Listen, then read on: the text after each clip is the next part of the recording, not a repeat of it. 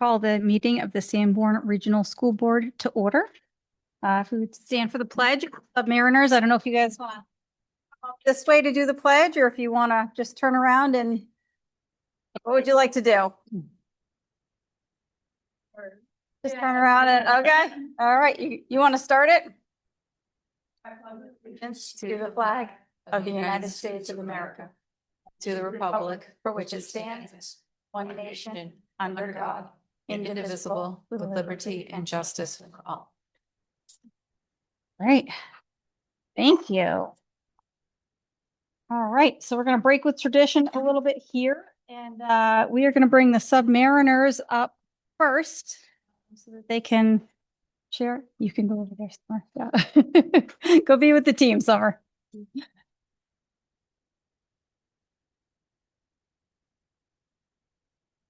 So hi, my name is Allison Trumper, and I am lucky enough to be an assistant principal actually in the middle school.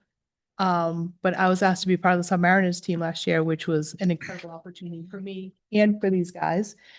And if you don't know what the Submariners are, they are a team that builds human-powered submarines, and then they all learned how to scuba dive. And we got to go to Maryland, and they raced against a couple of high schools, but mostly colleges.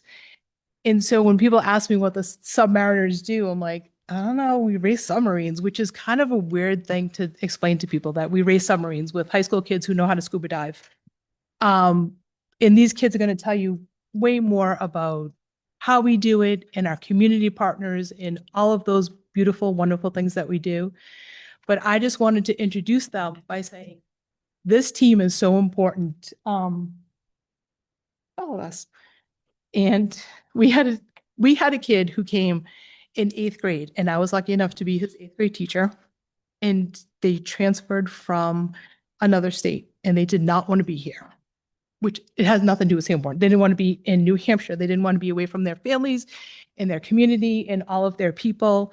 And every day he would say to me, I'm going back to Washington. I'm like, cool. You're not going back to Washington.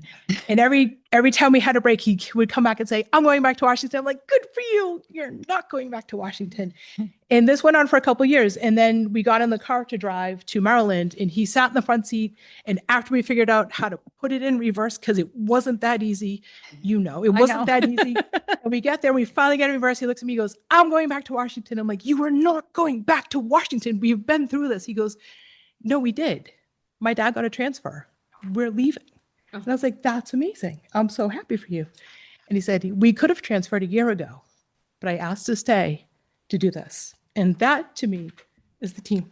So these guys are going to be amazing and tell you all the other good things about it. But that is how important this team is to these kids and the community. And I love being part of it. So thanks.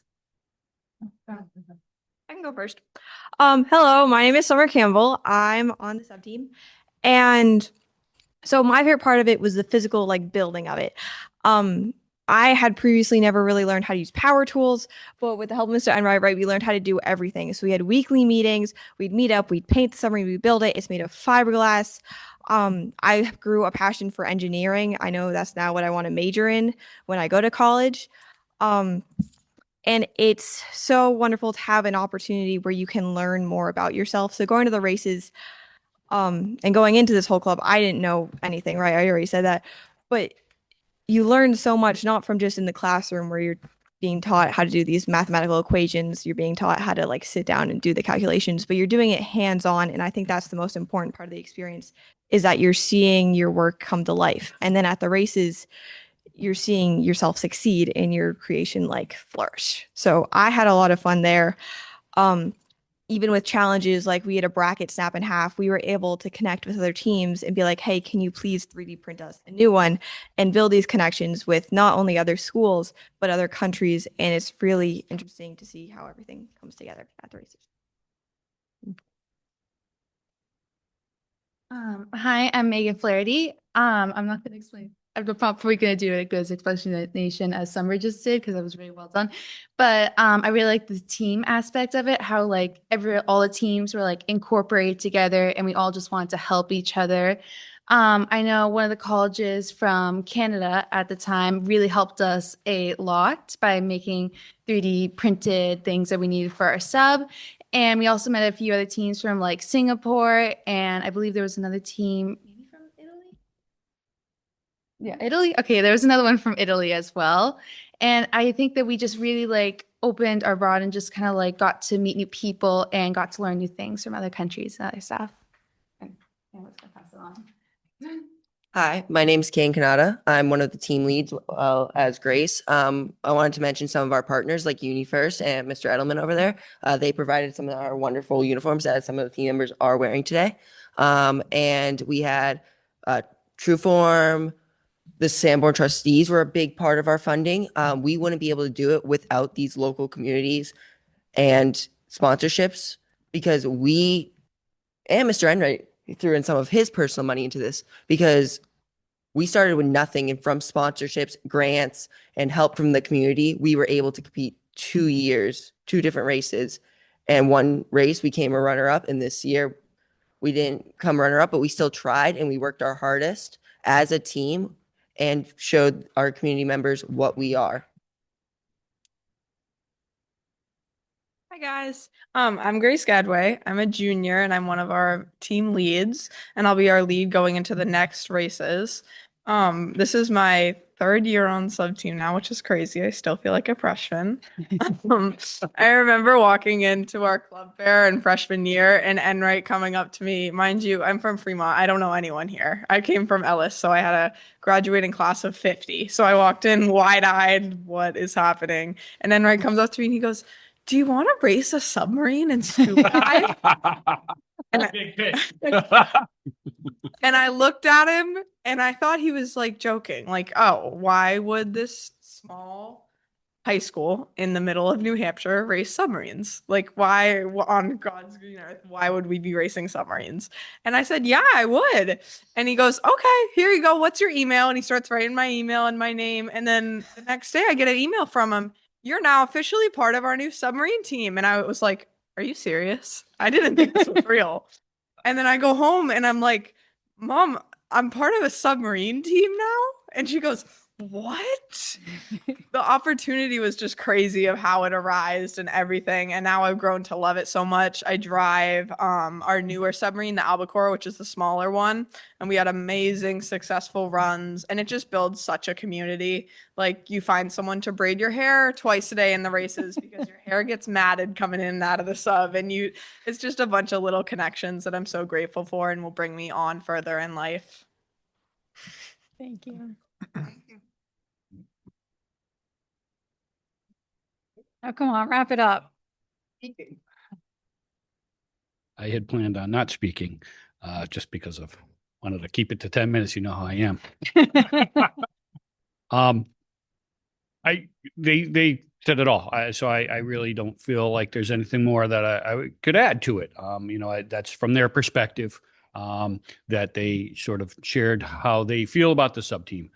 The one thing I'll say is I'm super proud of all of the students that are on the sub team.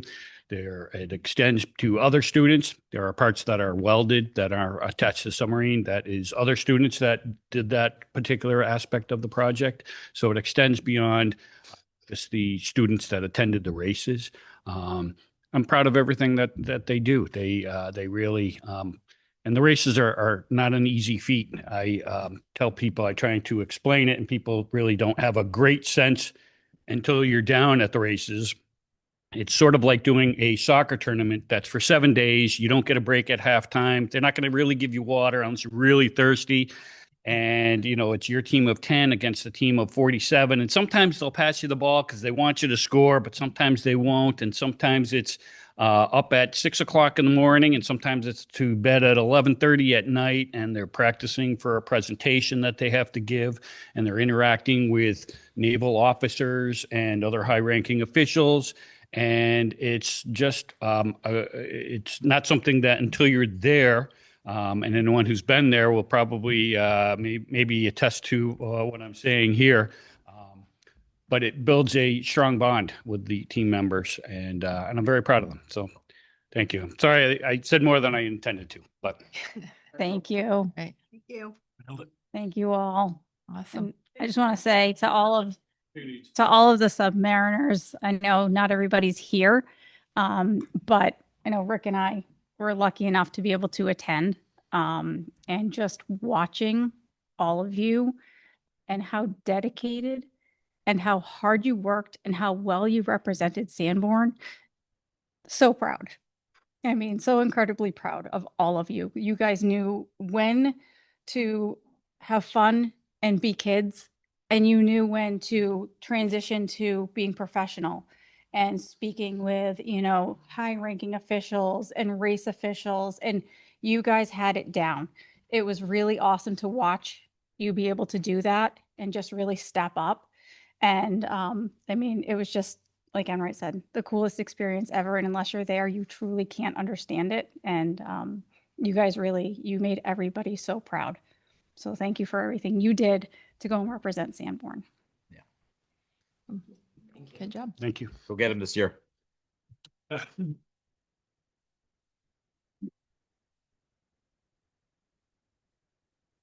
All right. Can throw them out. Yes. Guys, you do not have to stay. I know you Believe you can.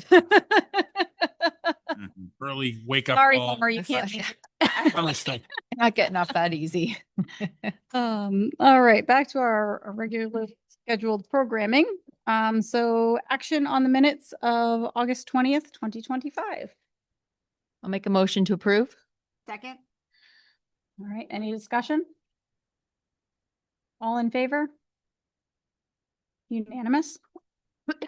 Fantastic. Oh, I would like to quickly mention, Micah is not here, unfortunately. He is under the weather. Otherwise, he would be here tonight.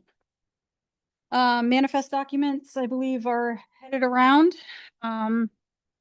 Nominations and resignations. We have two, make sure I get the right buttons. I don't resign somebody who's nominating. Two nominations today. Melissa Berry, a special ed guidance counselor at the high school, and Alden Coffin, social studies at the high school. Make a motion to accept? Second. All right, all in favor? Unanimous. Thank you. And we have one resignation to announce. Megan Matruzzi has leaving the district after a number of years with us. We want to thank her very much for her service to our kids. But she had a personal situation come up too far away to stay with us in the district. So Megan Matruzzi, science. No, we're not. We no vote on them, but I would like to thank Ms. Petruzzi for her work. Yeah. She'll be greatly missed. Absolutely. Second that. All right, superintendent's report. Yes. To find which sticky note I have that written down on. My 47 that I go through a day. Wanted to report out that we had a very smooth opening to the year. It seemed completely chaotic until you went into schools and things went really, really well at that level. We've had we'll update you on some other stuff and related to that, but the staff did an incredible job of working their way through some of the challenges we had. We had a lot of new administrative staff going on, and you really couldn't tell from being within the schools themselves. One particular shout out I want to give is to the counseling team at the high school. We had a couple of new people upstairs. They were plowing through a ton of changes, partly related to the staffing issues we had in that department over the summer. And they've worked there very, very hard to try to get as caught up as they can on those schedule changes. It's always a chaotic week, but double that with people who were just seeing the Alma student scheduling system and stuff for the first time, literally with kids sitting in front of them. They did an incredible job over the last week or so to get kids settled into their classes as best as we can.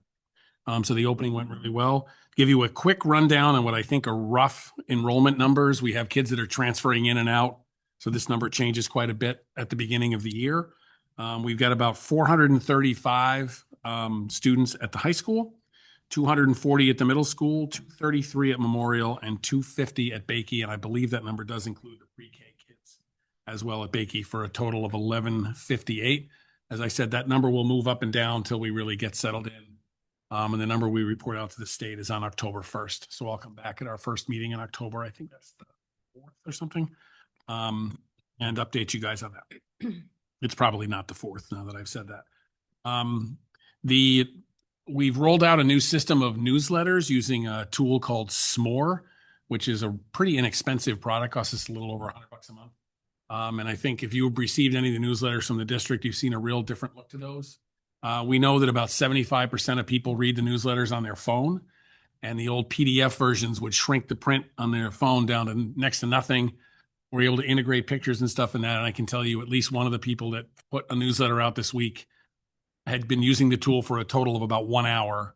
And you couldn't really tell because it's such an easy tool to use. And we're just dipping our toes into what we're able to do with that. So if anybody out there has any feedback on the newsletters, things that we want to have in there, one thing we are going to make a real effort to do is to make sure that there's some bullet points right off the top of the newsletter so that it'll be like I know the high school open house is coming up on October 10th. We're going to put that right at the top of the newsletter. So parents and people like that, others will just see that bang, bang, bang right away.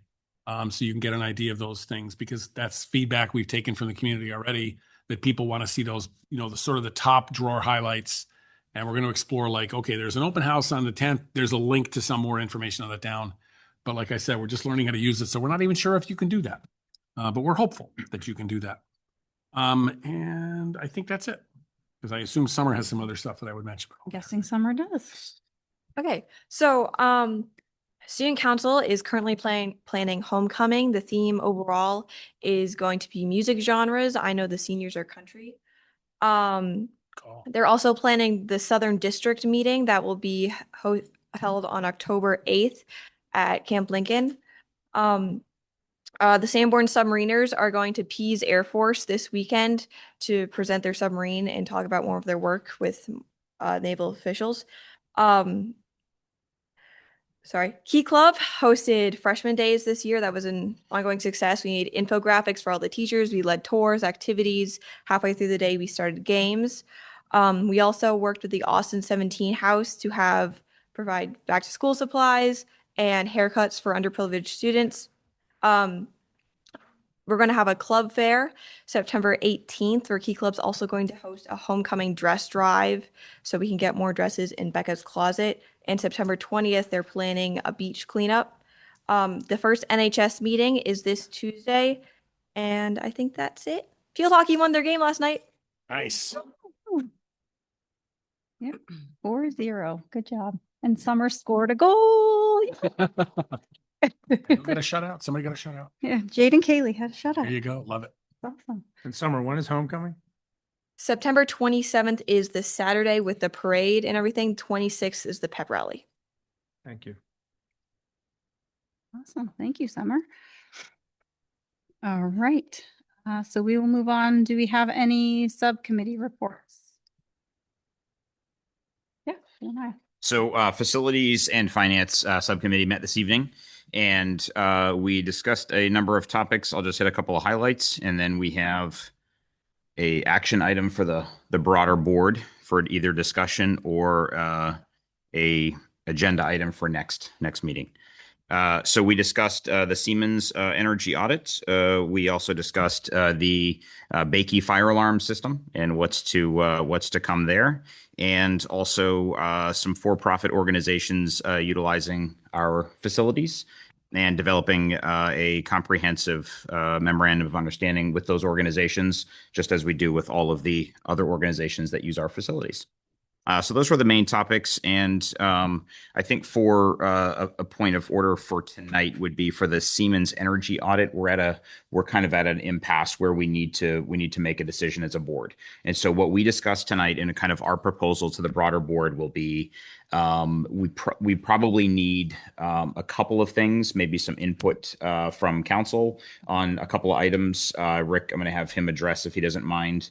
And secondly, just kind of figuring out what we want to do moving forward. We know where we probably are for dollar figure. We have a couple of additional questions, but we'd rather not keep moving forward with a subcommittee or smaller groups. At this point, we just need the broader board part of this conversation. If that needs to be its own meeting, that's probably what it needs to be then, so we can figure out how we're going to move forward. So I think Rick's got one point here, if we can address that, Rick. Yeah.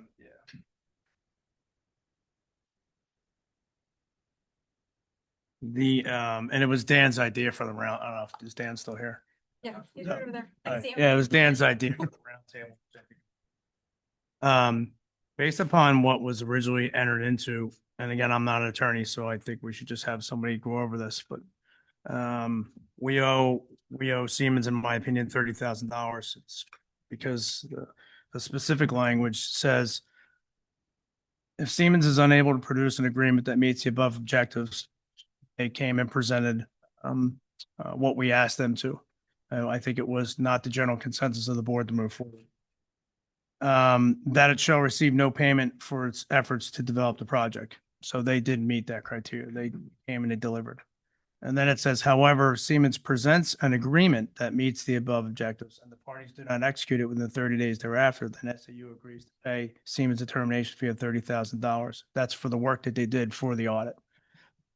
Yep. I'm just curious, are we moving this agenda up? Or I think they were giving us an update. Giving you an update This is to our a meeting. We update. discussed that. Just an update. Yep. Do you want to move it up or? No, I was just Okay. curious. I just wasn't sure. I Yep. just put Oh, one up to you. it's just up there. Yeah. So, they did provide an agreement that went to Matt. So, it's my opinion that we owe the money. And I think we'll talk about later where we think what we do with that money. I'm not one for giving anybody $30,000 for nothing. There is a lot of items on this agenda that we can, that we can probably have done to this building alone. So. Appreciate the update. Thank you. All right. Any other? I guess, Policy Personnel Subcommittee met earlier today. And we will be on the agenda are the policies that we discussed. So we'll be discussing those later as well.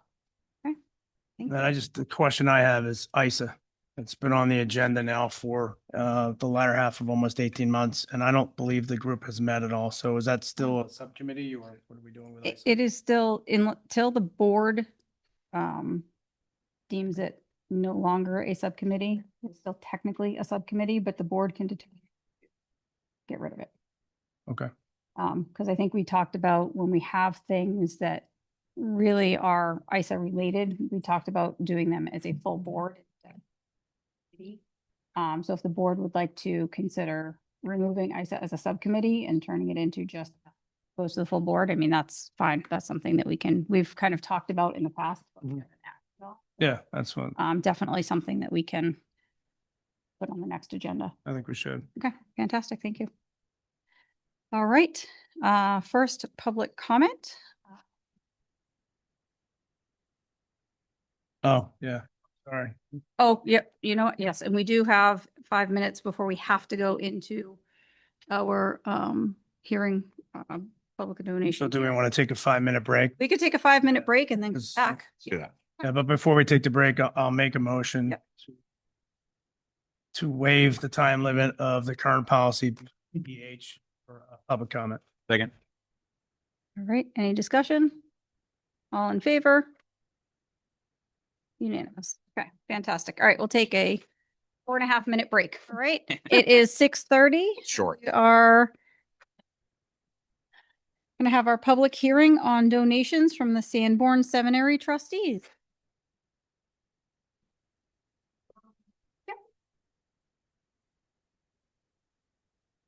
It's like the Price is Right. Come on up. Yep. Come on, the lucky winner.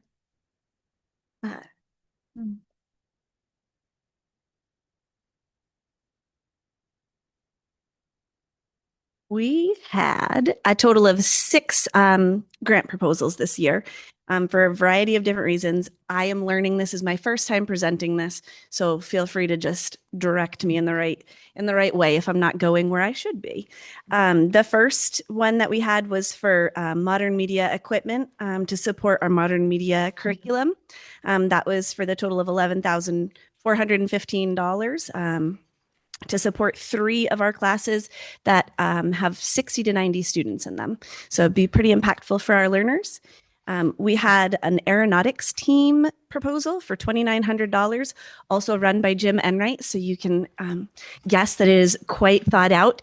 And he's very excited about that opportunity. And we'll also be working with Dan Doyle on that to provide some really unique opportunities for our students here as a club.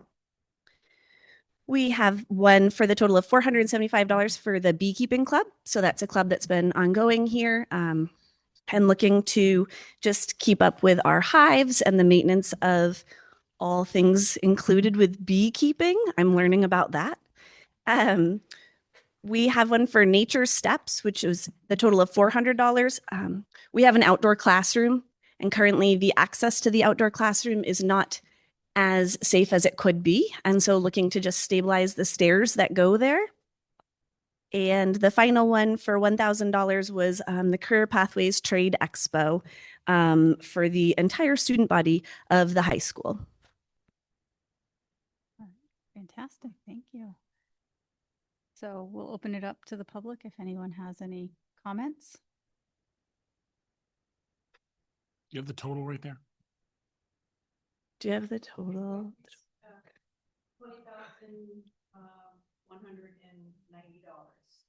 Sounds right. Fantastic.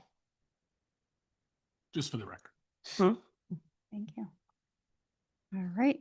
There's no public input. Bring it back to the board to make a motion to accept.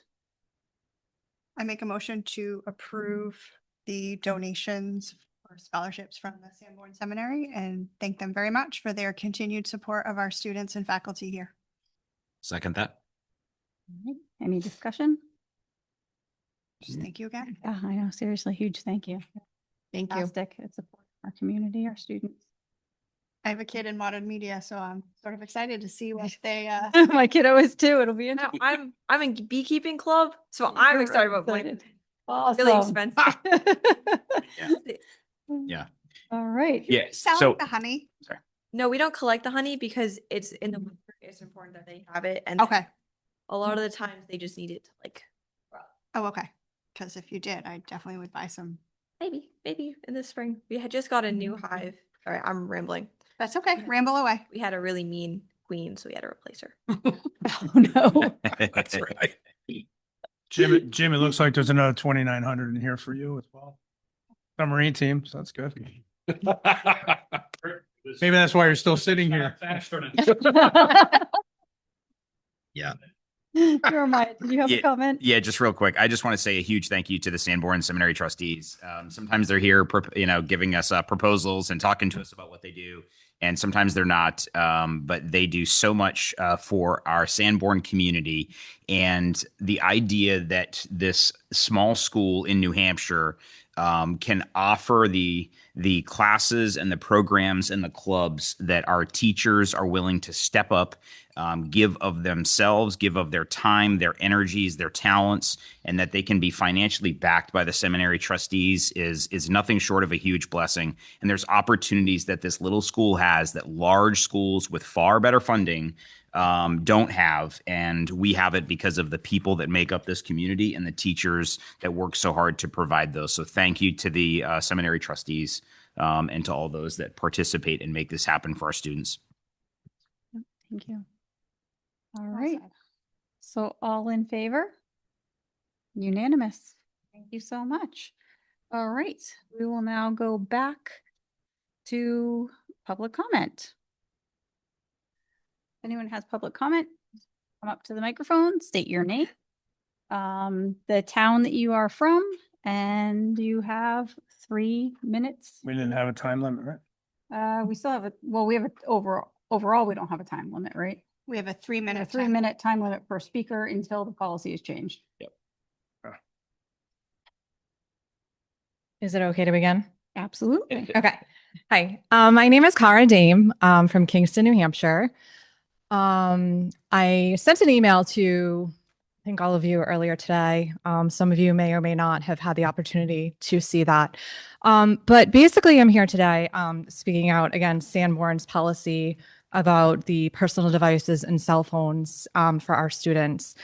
I know that this is a very difficult subject to navigate, and that there is no actual easy answer as to how to go about handling this.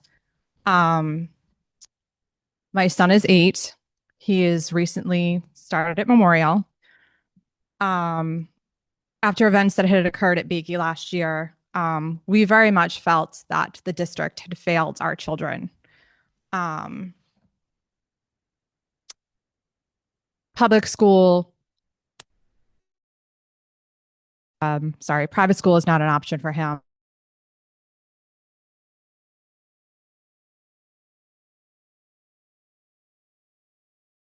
happen regardless of what the school is.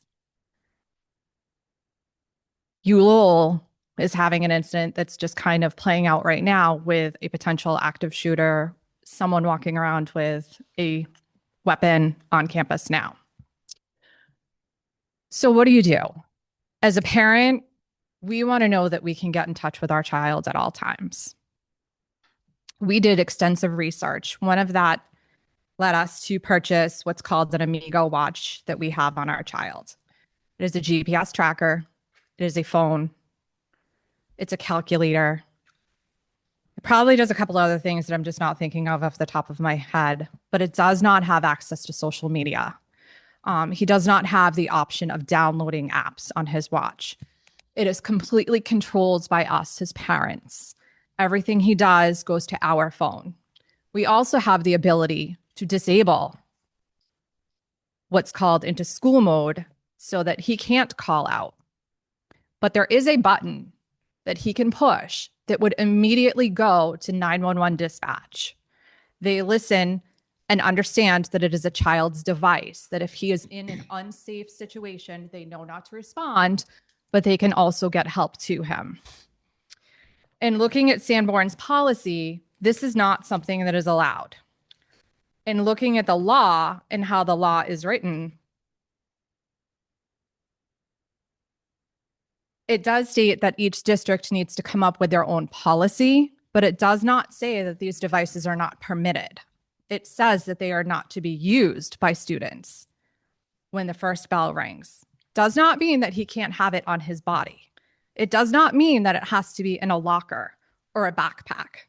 Provided the watch is on his body and he is not playing with it, it should be acceptable.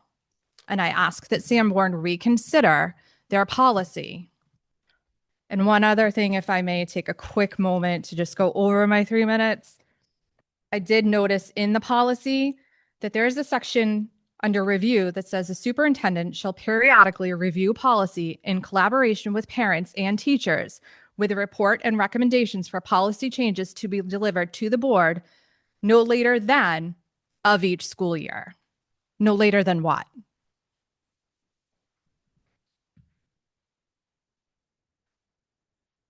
Thank you. Thank you. Thank you.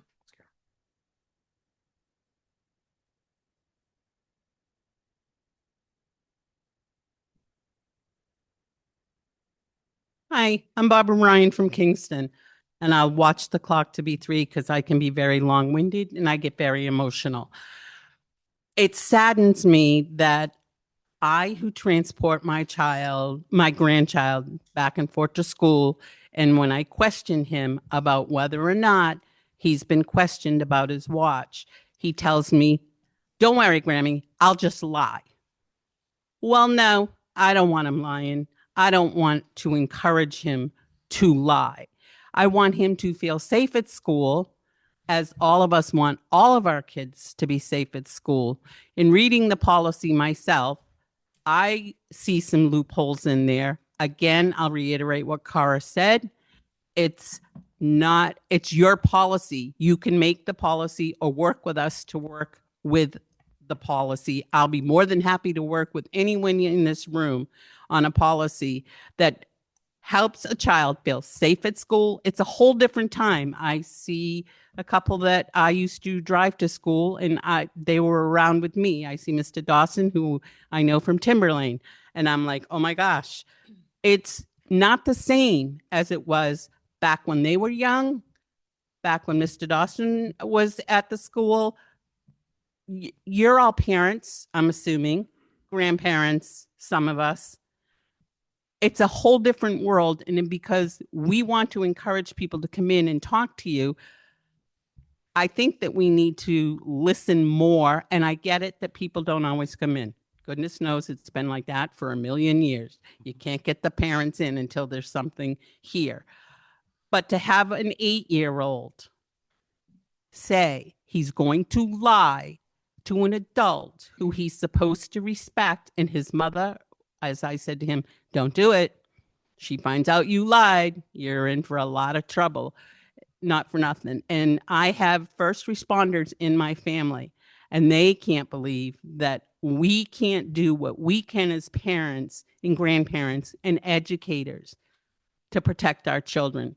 It's not the same world as when a lot of us were younger. Thank you.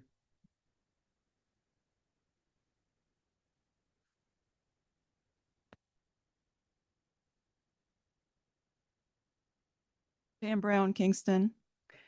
I was reading over the policy, the bell-to-bell policy today, and it's very short, actually. It doesn't have all the detail that our new policy has for cell phones. It says that you should prohibit use of the devices by students. And I did email with Cara, and I looked up the Amigo watch that she's speaking of by AT&T, and actually it's very limited. It allows phone calls. It has a school mode. The parents can control what it can do during the day. It can be turned off and set on school mode, so it's only for an emergency call. I'd like us to maybe better design the policy over time to accommodate different types of devices and differentiate some of them, so that if this type of device were desired by parents, that we should consider allowing them, as long as they have on school mode during the day. So I really appreciate that she's come in tonight. And again, thank you for everything you do. Thanks. Thank you. I have a question. I don't know, Pam, I don't know if you can answer it. Cara, maybe you can. I just looked it up online too, and I saw the parent mode. I guess my question is, the turning on of the the school mode is controlled by your phone, correct? Okay, yeah, that was my question. All right, thank you.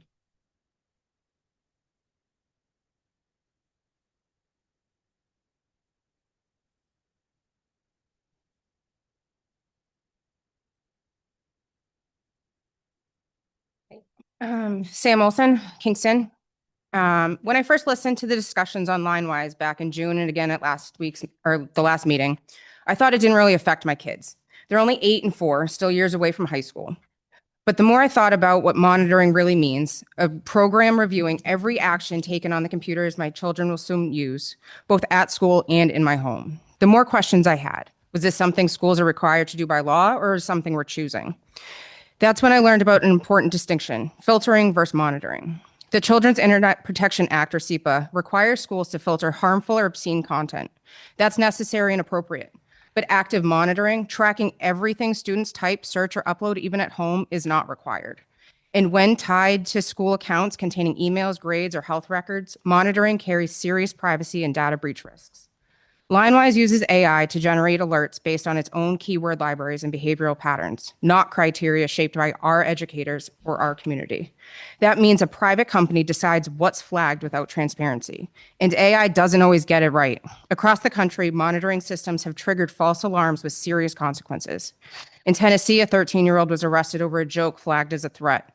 In Florida, one district serving over 100,000 students saw nearly 500 alerts over 4 years, leading to 72 involuntary hospitalizations, many from harmless messages misinterpreted as dangerous. And in Lawrence, Kansas, schools logged over 1,200 alerts in just 10 months. Nearly 2/3 were false positives. Each one had to be reviewed by staff, pulling time away from students with real needs. Even here in New England, voices have raised red flags. The New Hampshire Bulletin warned school surveillance of students via laptops may do more harm than good, highlighting how it can discourage expression and unfairly flagging vulnerable students.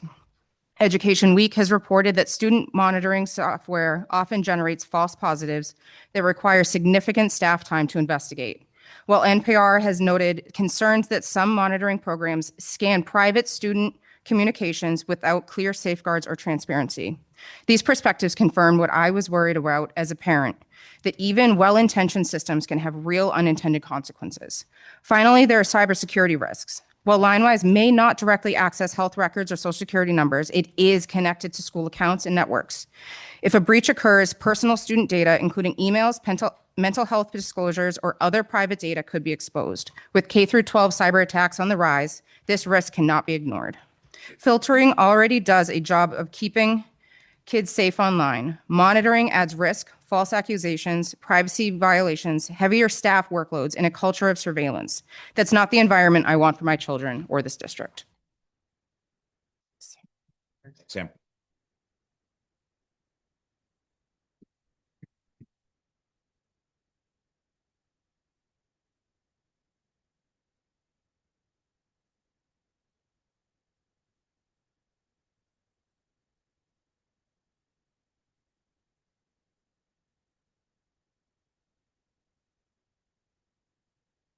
All right, if there's no further public comment, we will move on to 9.2, Principal's Report on Opening of Schools. All right, if you guys want to step on up to the microphone and you can go youngest to oldest, oldest to youngest grades. It depends on grades, not age, grades. Come on. First. Definitely great. So I'd like to share a few positive comments about both the middle and high school, and I would like to represent each one individually. Starting with, well, there are a few things that are shared. So I will say that our admin team is pretty new to specifically the high school level, but they've been working really hard to be out and about in the hallways and in classrooms. And I think there's been a lot of positive feedback from the staff members and the students about just having us in the classrooms and interacting with them in the classroom. So that's been really positive at both levels. And of course, my phone shut off, sorry. Also, as Summer mentioned, we have an activity fair coming up. We're going to do that at the high school and at the middle school level in an effort to make it more clear what our offerings are for our students. And we plan to keep that open during our open house evening so that families can walk through as well, because we find that oftentimes students see it and maybe think they want to get involved, but aren't sure how to take the next step. So hopefully having families in to see what's going on will help get more students involved. I want to give a shout out to the 6th grade students. The teachers felt really strongly that they were pros at opening a locker. And that's in large part to the efforts of the 5th grade teachers at Memorial. And they said it saved hours of time on the first day of school and some tears. So they were really excited about that. Middle school sports kicked off this week. We're offering field hockey, cheer, cross country, and soccer for boys and girls. At the high school level, I'll echo again what Summer said, that we had some student helpers from the Key Club for freshman orientation, which was really positively received. Our staff was really involved in that. It was fun to go down to the field and see the different games that they had come up with. Some of them were from my childhood. Others were things that I had no idea what they were doing, but it looked like they were having a good time. And it was really exciting to be a part of the bell ringing that happens on the first day for our freshmen and our new staff. I got to lead the freshmen through that, so that was new for me and very cool. Today, we hosted the 47th annual Jamie Martin cross country meet with over 350 plus student athletes participating. So I think that's a pretty big undertaking, especially for a brand new athletic director in our district. Field hockey opened with a 4-0 win this week. Our girls soccer team is 2-0 and has scored 11 goals so far. Football is opening up against Guilford on Saturday, and we have 35 girls playing club volleyball. So I think there's a lot of involvement going on at both the middle and high school, and just a really positive environment for our students, faculty, and staff. A lot of smiling faces, a lot of laughter in the hallways, which is really nice to see. Thank you. Thank you.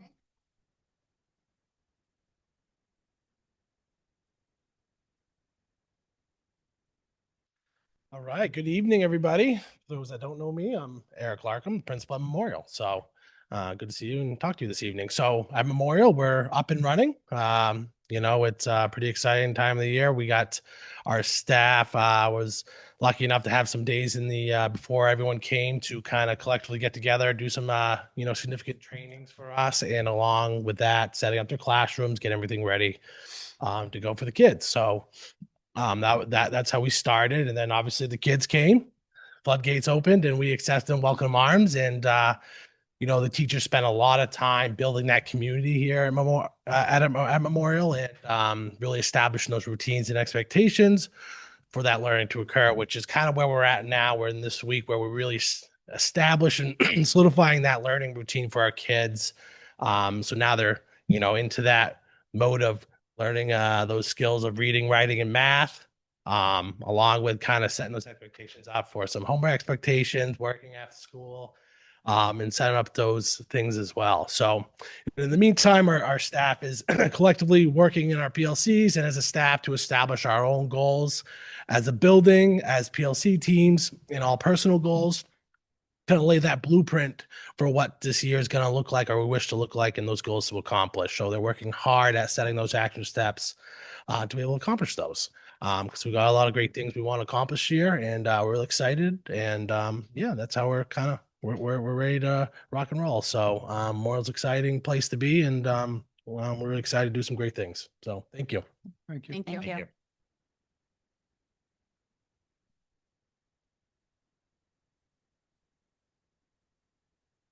Good evening. Oh my goodness, short girl problem here. Andrea Lancy. I am the principal of Bakey School this year. We've had a really great start to the school year. Definitely staff worked together to get the building ready for our students. We were able to complete a lot of things to prepare, including the required trainings. On August 25th, we welcomed families into the school for our meet and greet. This was a great opportunity for students to engage with the staff, also to meet the principals, the new admin, the new staff, as well as ride a school bus for the first time before the first day of school. And they were able to join us for popsicles on the playground. So it was great to see families and students and everyone gathering together in the building again. Since then, teachers and students have been busy building classroom routines. We have begun our beginning of the year assessments, including Dibbles and Forefront, which really help us to understand where our students are and how we can best support them as they learn and grow. This year, our school community is really embracing the theme One Team, One Dream in Dragon Country. Together, we are all committed to building a positive school environment, one that fosters clear communication and strives for excellence in all we do. So it really has been a super positive start to the school year. Thank you. Thank you. Thank you.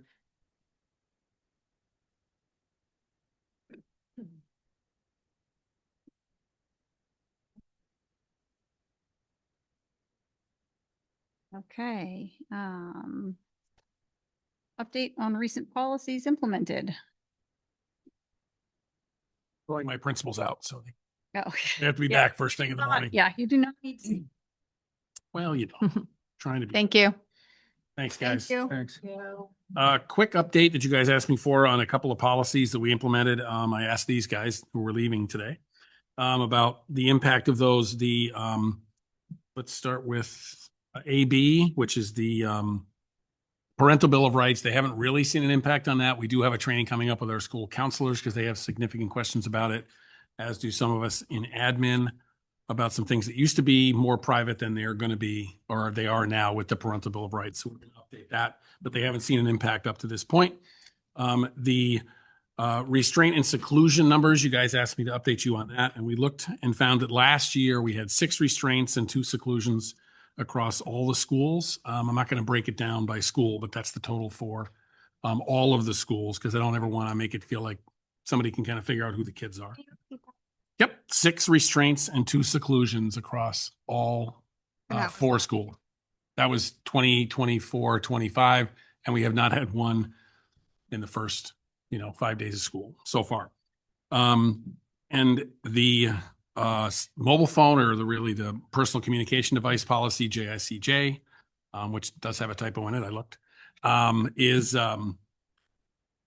I get all the responses as the kids get kind of written up for losing their phones over the day. And I had Nicole total it up, and as of about 2:00 this afternoon, they recorded about 12 of those over the first 5 days, really 4.5, because we didn't have the upperclassmen in on the first day of school. So it hasn't been a tremendous impact. I think that's just by memory of seeing all these in the past. That's probably about double what we would see over the course of a regular week or so period last year school-wide. So there has been that.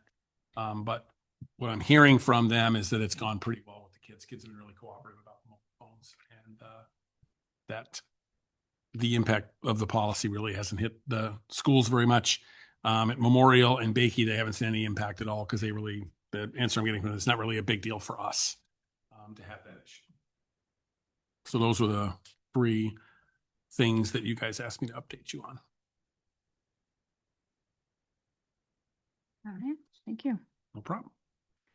All right, school board goals for 2025, 2026. So I believe Phyllis said, Bob, one of them, right here. They said that they gave us last year's. We wanted to look at them. Phyllis gets all the credit. as usual.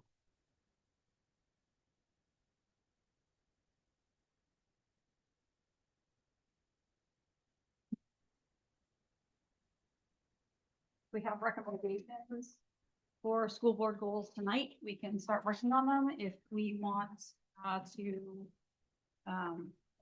revisit at the next meeting. That's fine too. But definitely something that we need to get started on. It's important to have those.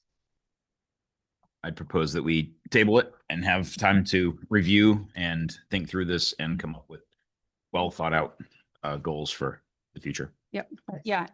Yeah. And if anyone has suggestions ahead of time, if you guys could send them to Bob, and that way he can kind of collect them.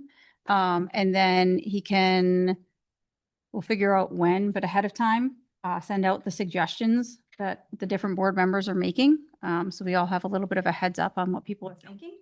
Maybe we can kind of say, okay, that's a really great idea. That's a really great idea. We can merge these together, or, we have a little bit more time to kind of all put our heads together. And I also, and I know I keep stressing this because it's just who I am, but I do think they need to be. Absolutely. I've been saying that for the last few years. That, these are very overarching goals, but if you look at what we would call a SMART goal, absolutely, there needs to be some measurable, there needs to be objectives, it needs to be attained. Yep. I think, the goals that we've made are just really high arching, and I also want to make sure that strategic plan as well. Correct. The only first suggestion I have is that we complete an open and transparent search for superintendent search. That needs to be completed this year. We're a little behind.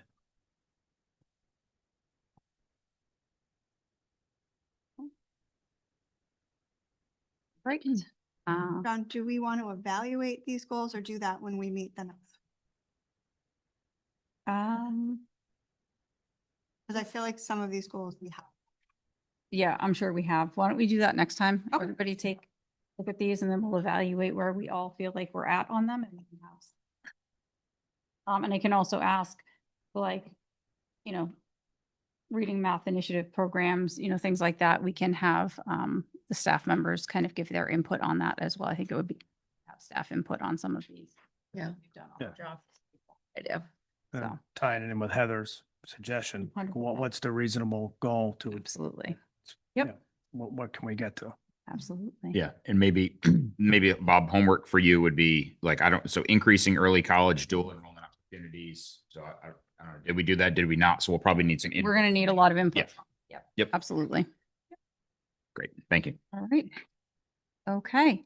So we will move on to policies. I'm not sure if Maura, you want to take that on? So the first one we have for second read, which is BEDH. I'm sorry, my links are not working here.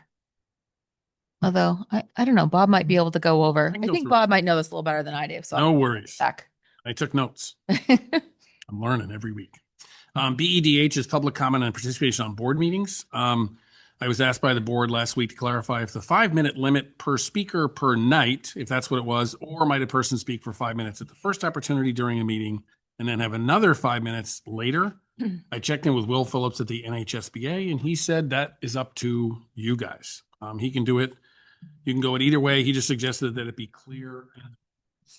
The committee this evening voted to amend the policy. I'm not completely sure if that's an amendment they actually make or how that process works. So I'll learn something myself with language of adding to that section, which I think is section 4 in the policy. I'm going from memory there. Speakers may be allotted an additional 5 minutes during a subsequent comment period at the discretion of the chair. So that would be an amendment to, Yeah, number 4. That is I section. believe it's part 4. It is. B4. That's not in the doc. It is not in the doc now. It will be added probably either after the first or after the second sentence at your discretion. And I'll read that again. Speakers may be allotted an additional 5 minutes during a subsequent comment period at the discretion of the chair. Hey, Rick, his notes are attached to the email. They're in the attachment. I think what we discussed in the policy meeting is we would not want to limit them only to have 5 minute because we have 2 public comments.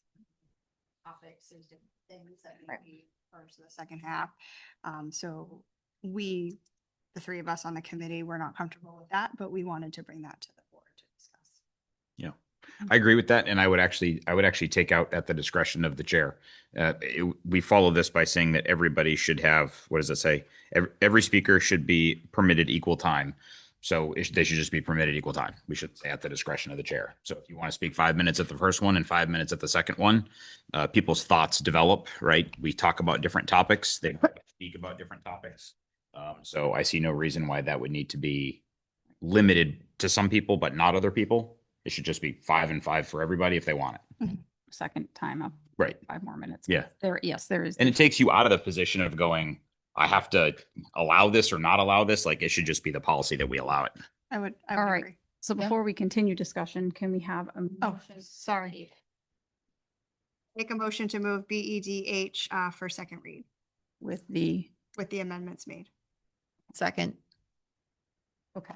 So if we want to now discuss and clarify the amendment. So it would be to add, can you read? The committee's amendment was, and after the second or third sentence of B4 would be, speakers may be allotted an additional 5 minutes during a subsequent comment period at the discretion of the chair. Okay. I think it should just read individual. I don't have that one. I'm just looking at the old one. Scratch the. I would just say individual speakers will be allotted 5 minutes at each, at each public comment opportunity or session or whatever you want to call it, period. 5 minutes per person per session. Right. Per person, per session. Yeah. Yep.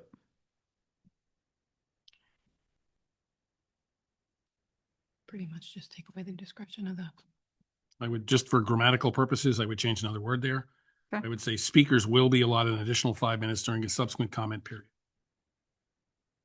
Sounds good. Fine. Okay. That work? Okay. So, do you want to amend your motion to reflect that current language? I make a motion to move BEDH for second read per the new amendment for section 4, B4. Perfect. Thank you. Who was the Second. second? Awesome. All right. Any further discussion on this? All right. All in favor? Unanimous. Thank you. Thank you for doing the homework on that. That's okay. All right. BEDG. This is where it gets fun. I'm sure. Okay. BEDG is a change to the law that was made a couple of years ago. Meeting minutes. The changes here are minimal until a review portion, including some 10-year provisions. So meeting minutes are kept roughly the same way. There's some clarification on the things that need to go on the outside of the envelope and so forth. The more significant change is that the law requires that sealed minutes be reviewed once per 10-year period or unsealed if not. There is a deadline to get this done, which looms on October 3rd of 2033. So we have a little time to get it done, but it is there. And I think it's basically 10 years since they passed the bill. They're giving boards time to go over all the minutes that they want. The School Board Association has 2 options that are roughly the same with one significant difference. It's either the superintendent or his designee, or the board will follow the following process. They will compile a list of all sealed minutes and the reasons on the outside of the envelopes. And that is not a review of the minutes themselves. It's just what's on the outside of the envelope. Having looked at some of the envelopes, I can tell you some of them just have a date on them, and that's all they have. This would be completed by a date that you guys would set. There's a spot in the policy, I'm pretty sure, for that. And then the superintendent, along with a designee or the board potentially, would review the contents and determine if the initial reason for review applies, recommend that they be unsealed, determine a new date for them to be reviewed next. It has to be within no more than 9 years and 10 months from the date they're sealed, and then they get sealed up again. So in effect, what happens is the board or whoever we determine to do that in here would go through and compile a list of the policies and that are sealed up, and then undertake the process of trying to determine if they can figure out what's inside those, and then open some of them to see what's inside and review those, and then determine whether they're going to stay sealed or not for the next 9 years and 10 months where they need to be reviewed one more time. That is the way I understand the law. It's a very complicated policy to understand, but that is basically it. My suggestion to you would be to have that review done by the superintendent and the board minute taker, who, and that is absolutely a move of convenience because that happens to be Phyllis in this particular case, and she knows this is coming, so it's not a secret. But and we happened to have the previous board minute taker in the building today in at the district office, and her comment was these literally go back to the 1960s with the inception of the district. I think was in like 1964, 65. So I don't know if there's 10,000 of these or 150, but my suspicion is there's a lot of them. So it's gonna be one of those things we'll have to chip away at. But with the deadline looming in 2033, I think we have some time. But it is a required policy, so it's one of those ones we should go over. I just wonder if maybe if the public knows what these sealed minutes are, or maybe what's inside of them. Because I don't think I really knew too much until the last few years about what happens in a non-public. I don't know if. Yeah, I think. Yeah, there's. I've been in about 4 non-publics. Here, I've been in expert now. I've been in many others, but I know there's the laundry list of reasons that you can do it. It's negotiations, it's personnel decisions, it could be notes from an interview. It could be the negotiation with, say, Fremont for the opening of the district back in 2004. It might be comments defaming somebody. Right. Somebody, yeah, there's comments in there that might, defame somebody who's now currently not on staff. So we'd have to talk about that. And what the process does is if we went with option 2, we would come back to you and say, okay, here's what's in this particular note from 1969. And if we want to, and the board discusses it in non-public, but then votes in public whether to continue to seal the minutes or not. But we do create a log of what those minutes are. And obviously I'll get a whole ton of advice before we dive into this from the School Board Association on exactly how to go through this process and make sure we do it right. Ken, did you raise your hand to take this on? I thought I saw your hand go up. A lot of free time. Right? Yeah, I mean, if I can just put in perspective too, though, how many minutes these are, I think pretty much every school board meeting we have a non-public. So if we have 26 a year, just for easy math, I mean, that's 26 times 70 years. I don't even that's a lot of stuff to go through. Granted, I don't think that they're very wordy, but no, it is a bit of a task. Just cataloging 1,000 is a task. And Yeah, absolutely. Yeah. Yeah. I was going to make a motion to move BEDP for school for first read to discuss. Thank you. Second. All right, discussion. I can tell you right now, I don't know that any of us have the time to sit down and go through all of these countless. As someone who's had to search a record room for records from 15 years ago when we were, paper records and community mental health, I don't want to. I don't want to sit in a record room. Sounds like you have experience. I do. That's almost like raising your hand. I think though, did you say we have till 2030? 33. 33. So we don't have to do it this year, but it's still a huge started. Yeah. Yeah, absolutely. At least figuring out where all of those records from back in the 60s. I've seen some of them, so yeah, a file cabinet and envelopes that are old. I think this is a good policy to have and it's a good system to have. We can also talk about, and again, I don't know if it's possible, but could they upload it into some sort of electronic system, scanned, and then that way they're there, so they're not in like a record room too. But I think having the superintendent or designee take kind of point on this would be, because we might not all be here as board members. Right. So It's going to constantly roll Yeah. over. So, the people that are supposed to be at the helm, Mhm. and especially, taking the minutes, that are very well versed in, what goes on in the meetings. I think that's going to be important moving forward to have those people in charge of this. So my only question, and maybe I'm not understanding.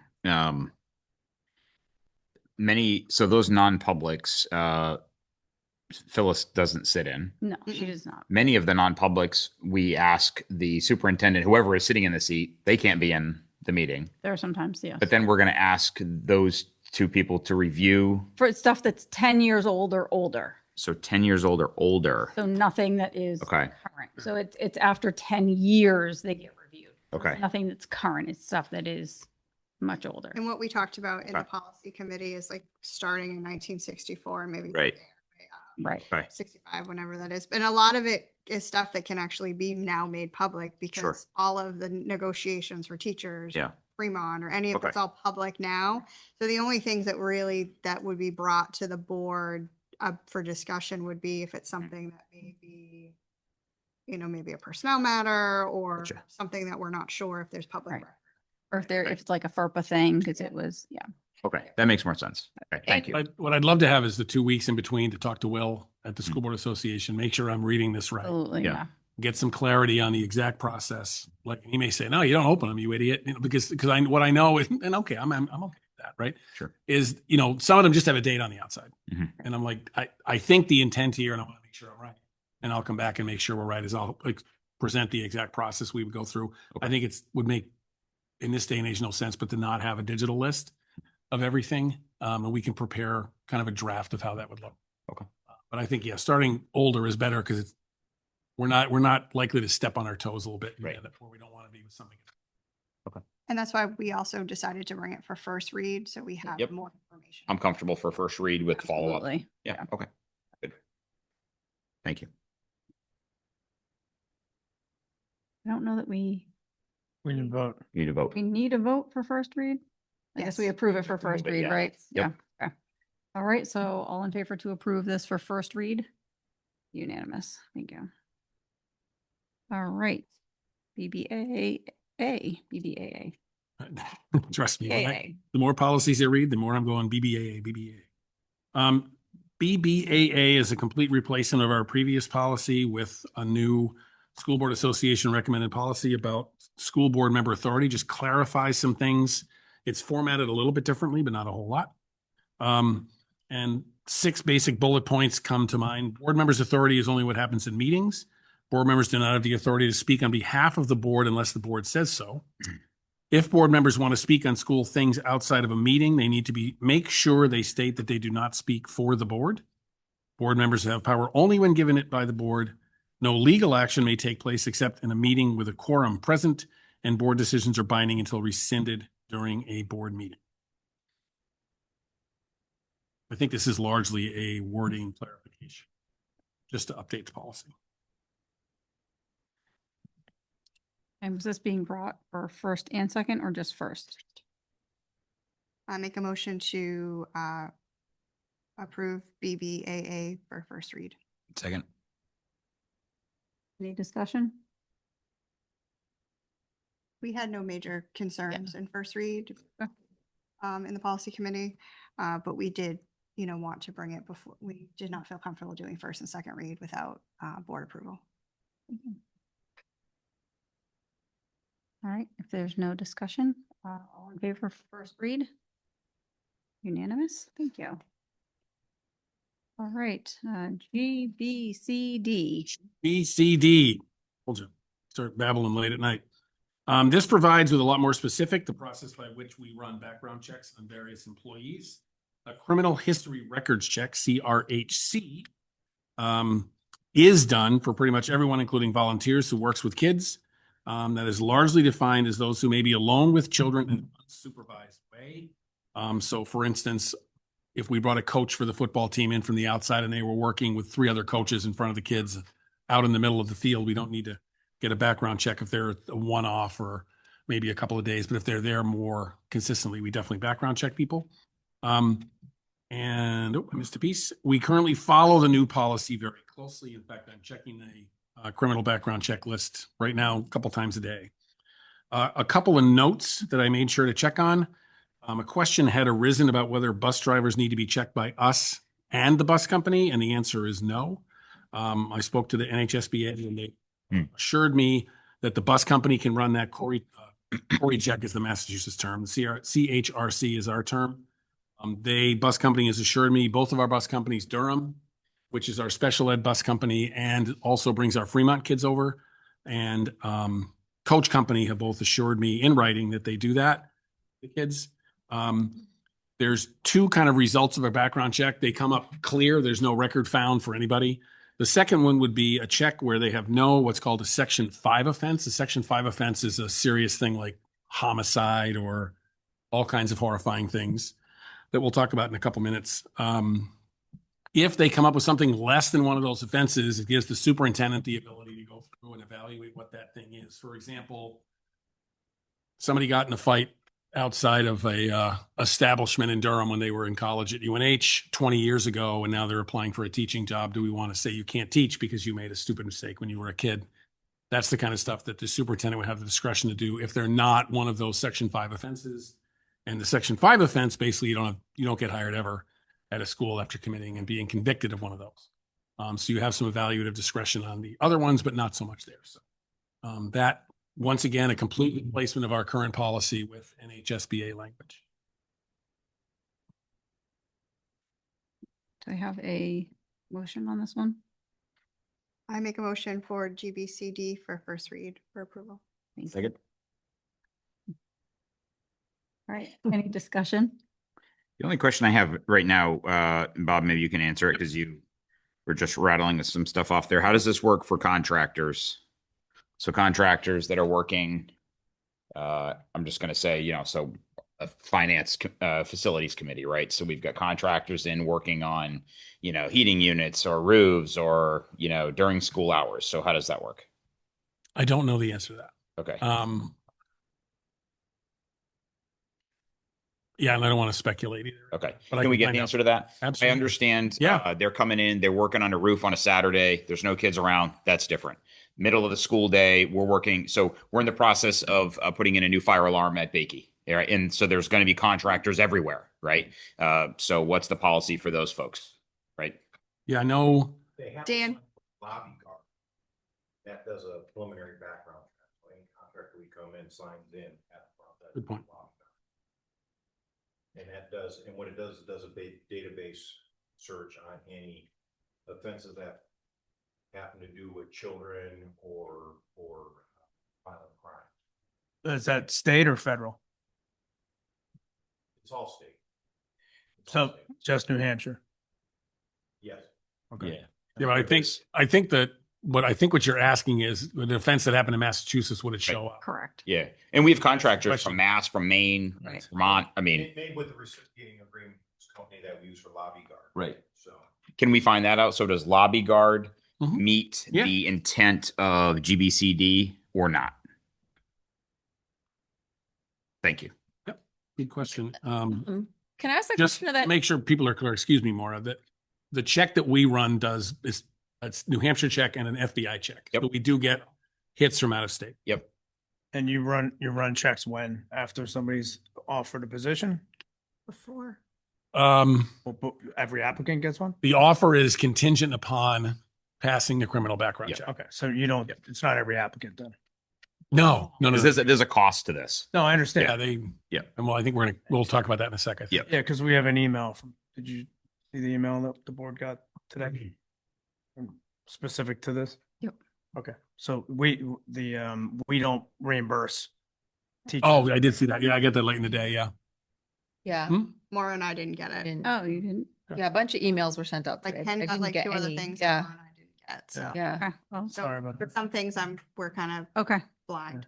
One of the things that I brought up in the policy committee is we only do this once. We do this upon hire. whereas most social service agencies or other in mental health or other avenues, they do either a triannual or every 5 years because things happen during people's life of employment, and things can happen in other states that we might not be alerted about. I support our teachers and I advocate for our teachers very much, but I also want to advocate for students and keeping them safe. So I would recommend that part of our policy and part of our discussion is having this done on a more routine basis versus once upon hire. Yeah, so I think that's good.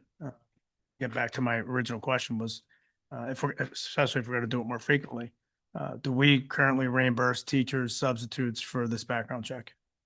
No.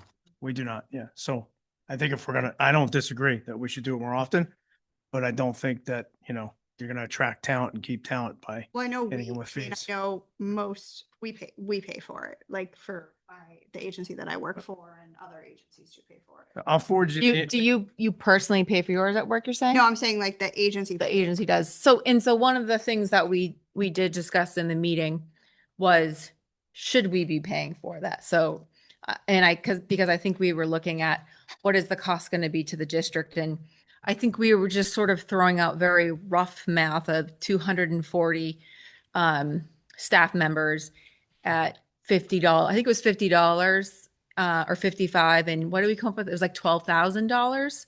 And of course that wouldn't need to be spent every year because you're not going to do it right. So maybe, that expense, right, may not be as much as we think it might be. That agreeing with you that we're not going to attract talent, especially if a substitute, if they are going to have to pay for. And volunteers. And volunteers. Years ago, the substitutes were reimbursed. They were, they stopped it. Yeah, they Oh, substitutes are reimbursed? Yeah, I would. I mean, not anymore. I definitely. Oh, when did that change? Good 5-6 years ago. Oh, okay. Okay. I mean, I think substitutes should be reimbursed. I think volunteer. I mean, again, we've had this conversation that we have less volunteers in the school because they have to be background checked and that sort of thing. But I do think for substitutes, if we are hiring them in any capacity, then we should be reimbursing them. I think, volunteers, that's something you're doing on your own time. But, that is something that I would advocate for is currently is making sure that we're reimbursing our substitutes. Marie, do you know why it changed? Did the school board change a policy or just yeah, okay. All right.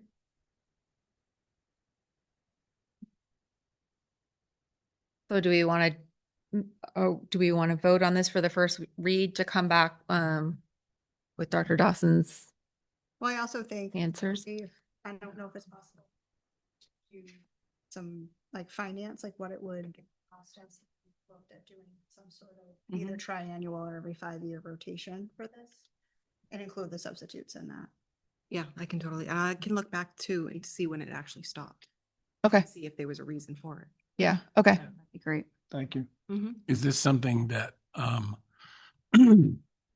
is there a desire? I can write up and work up some language for the initiating of, say, a 3 or a 5 year. It doesn't really matter what the number is. If we did everybody in one particular year, that's a lot, right? So I think, and it would also mean doing some people that we just hired. That doesn't make sense. I can work up some language on a 3 or 5 year rotation and at least have that ready to go for next time. Yeah. Okay. I personally like the idea of 3 years, but I'm open to other opinions on Yeah, that. we're only 3 years. I mean, you cut the fees down, a simple spreadsheet. Right. And who you don't, right? So Yeah. Most of the Good people, question, Bob's yeah. point, you're gonna do when you're. I'll look into that too. Right. Yeah, Marie just mentioned that I know we're running into this with our new people, that to get certified, newly certified people have to pass the background check, and that may be on recertification. Right. Mine's And I'm next year, wondering I would know the answer. Requiring it on recertifications now too. Okay. Oh, and that probably kicked in after July 1, so that probably wouldn't have been, our people wouldn't have felt it this year because they all kind of renew in March and April. So It might check on that. next year. Yeah, because it sucks. Excuse me. Sorry, that's me. It's unfortunate that it's 12 hours. That the new people we hire are having to, some of them are moving in from out of state. They're having to pay the state of New Hampshire. They get certified, so we know they've cleared the background check. And then we have to run a background check and they have to pay twice. They're paying $100 to get the same. They're going to be paying the same thing for $45 twice. So we'll check on that. Okay. Thank you.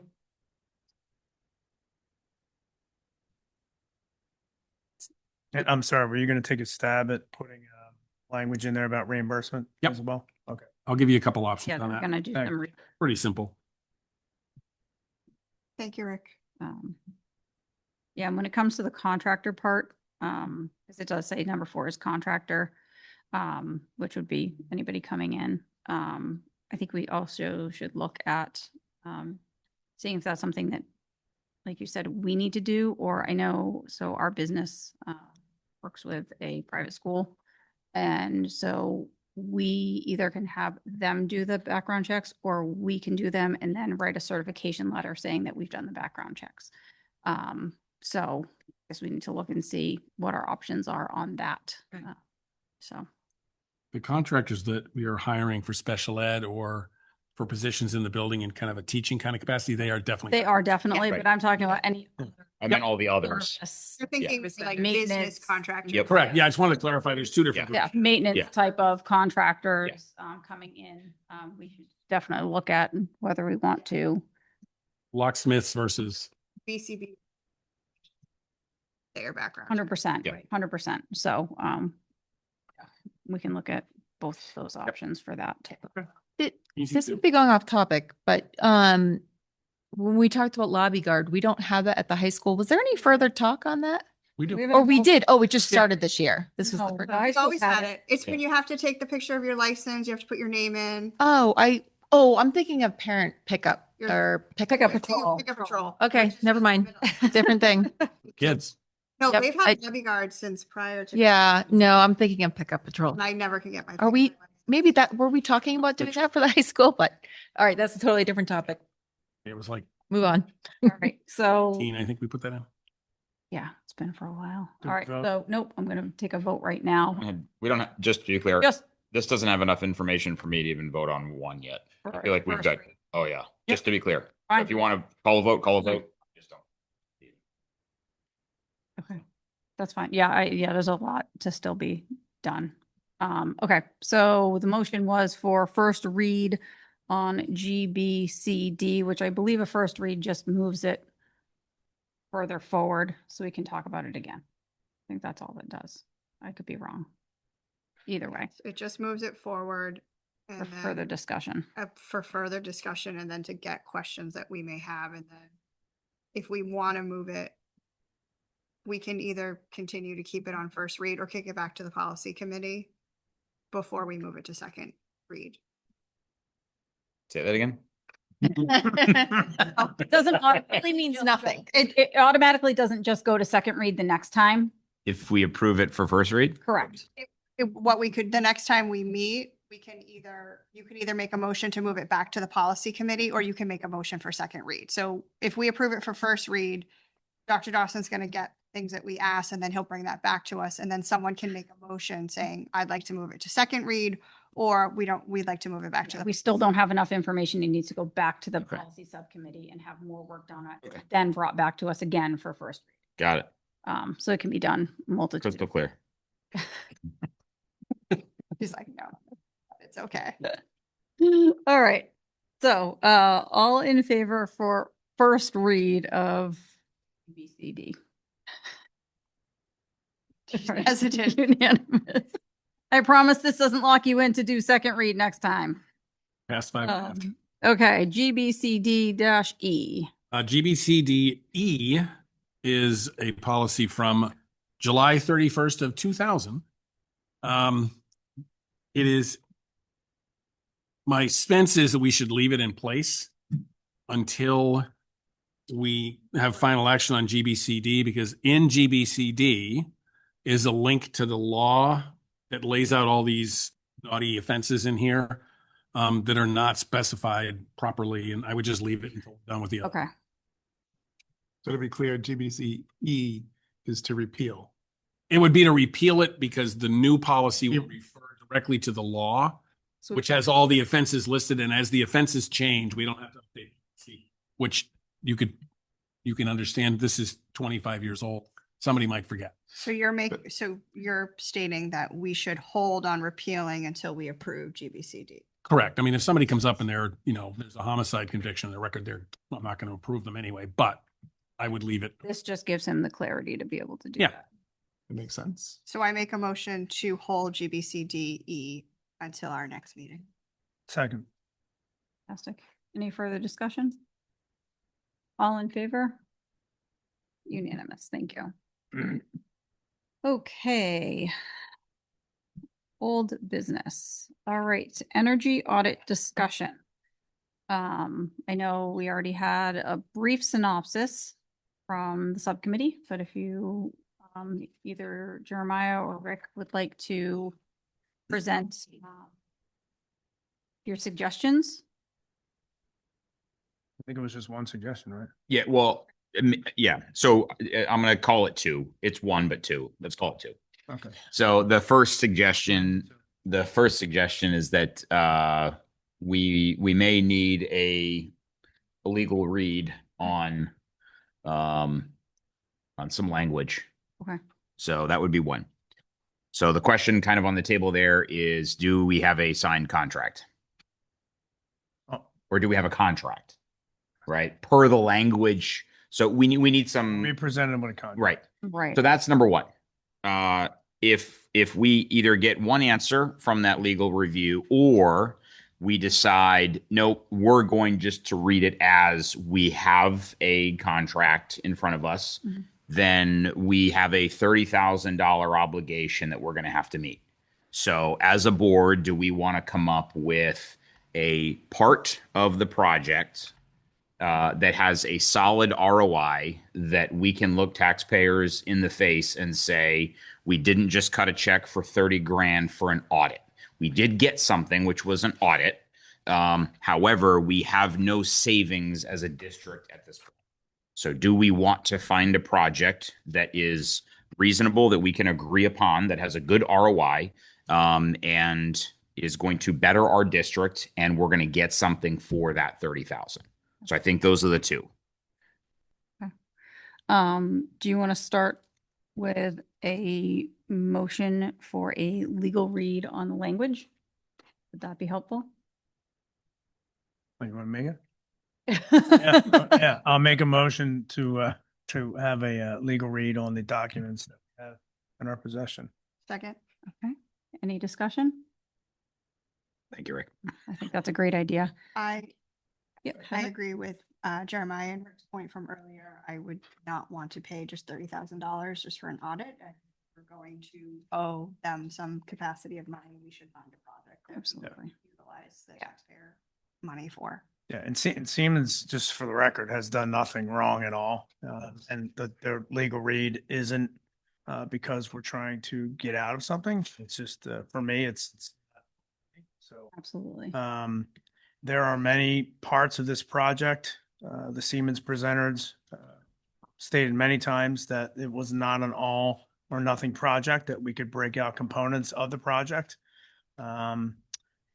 Just for example, building enveloping, which is basically securing the building and not putting an envelope over it, but window caulk and some other things. At this building alone, it's a 10-year ROI. If we were to pay for that at $50-some thousand, the savings are $5,000 a year. So there's some easy things we can go through. I think the board has all the information available, so I think we should just review it and then come back. I think is Dan still here? Yes. Yeah. Dan's request was that we have an answer by our next meeting. That way we can move a little bit quicker because there is a clock on this. I think, for me, I don't blame Siemens. They did what they were hired, but I think this goes back to concerns that we've had where certain things were siloed historically. And I think a few of us board members are not really aware of some of this project. And, we had a few meetings, larger meetings, but I think there were a lot of smaller meetings where things were not always brought back to the larger board. So I think being more mindful, if we are going to do something like this we talk about it publicly with all of the board. I have a question. I'm just a little confused. I can't, Hmm. sorry, I can't let that one go. I'm confused by the statement that there was a lot of smaller meetings. Like, I don't know when those. The subcommittee meeting. Like, I didn't know that we were working with Siemens and really until that first big meeting that they came. That was the same night they met with us. Yeah. Yeah, so for the record, there wasn't a lot of smaller meetings that occurred. Yeah. That's what I make sure we're clear. Thanks. I'd like to ask, why the legal read? Is there something in there questioning? We're questioning whether we have a valid legal contract or? The line, I can, you want me to read it Yeah, again? yeah. I can read it again real quick. Language. Yeah. Just, Yeah. I deal with contracts all day, so I'm not an attorney and that's why I don't want anybody to go off of what I'm saying. In my opinion, they gave us a contract and this is what the language says.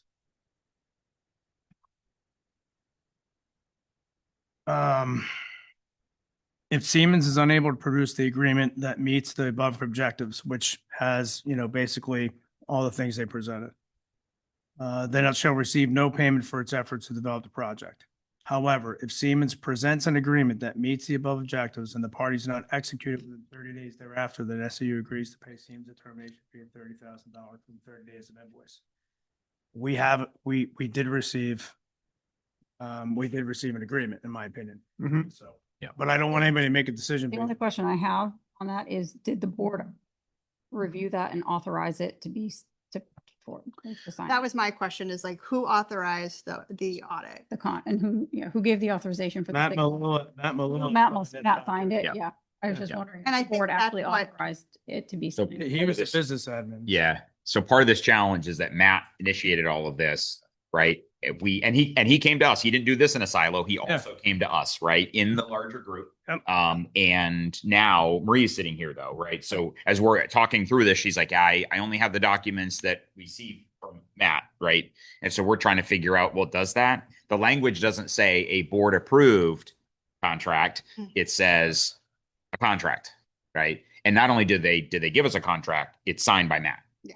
Right. Yes, that's my point, Rick. Like, not saying like other board members were being siloed. No, there was other decisions that might have been made administratively that the board was not aware of. Matt presented that decision to everybody before he signed that. Mhm. He did it in this room. I don't. I know it's a lot, Heather, but It was a long time ago. But Yeah. he- And it's been going on for a while, right? And it's a lot of different presentations. It's a lot of different PowerPoints. It's, yeah, it's been going on a long time. Can I ask the question? It says 30 days. I assume we're past that 30 days? Yeah. So I don't know that we officially, I guess Dan can answer or maybe Marie can. I don't know that we officially got an invoice for the 30,000 yet. Right. Oh, okay, so We haven't been 30 days invoiced. from being without the legal opinion that we have 30 days from the date of the invoice to either pick a project or not. Yeah. Is that what we're thinking? We're trying to be Dan, ready. did we get an invoice yet? No, we haven't gotten the numbers yet. Bottom line. Okay. is Siemens wants to, Yeah. Yeah. Okay. Yeah. Forward with this, and I don't think 30,000 is a big deal to them. Yeah. As long as we're doing something. Right. They're trying to play nice. Yeah. Okay.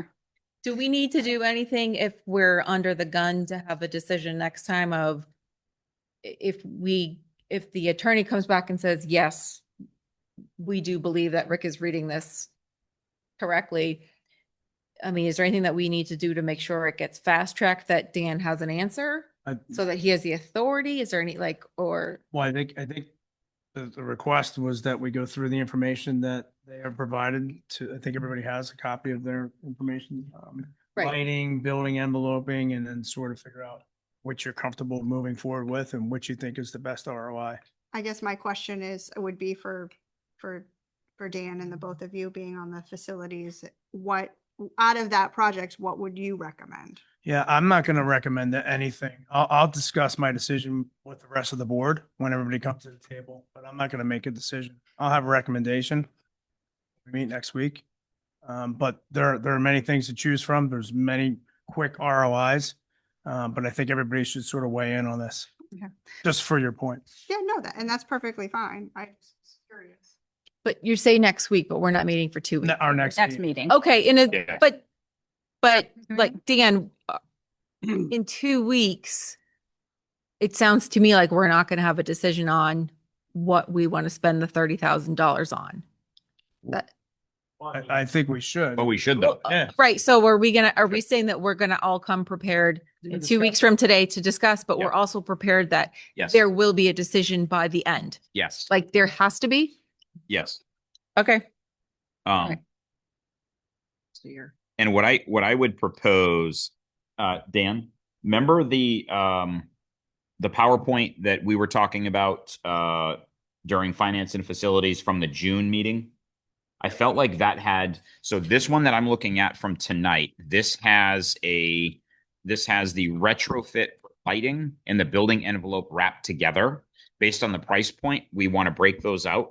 That June PowerPoint had it broken out, but I don't want That has the lighting broke out, and then it has the lighting and the envelope wrapped together. Okay. Because So you're saying just do some math.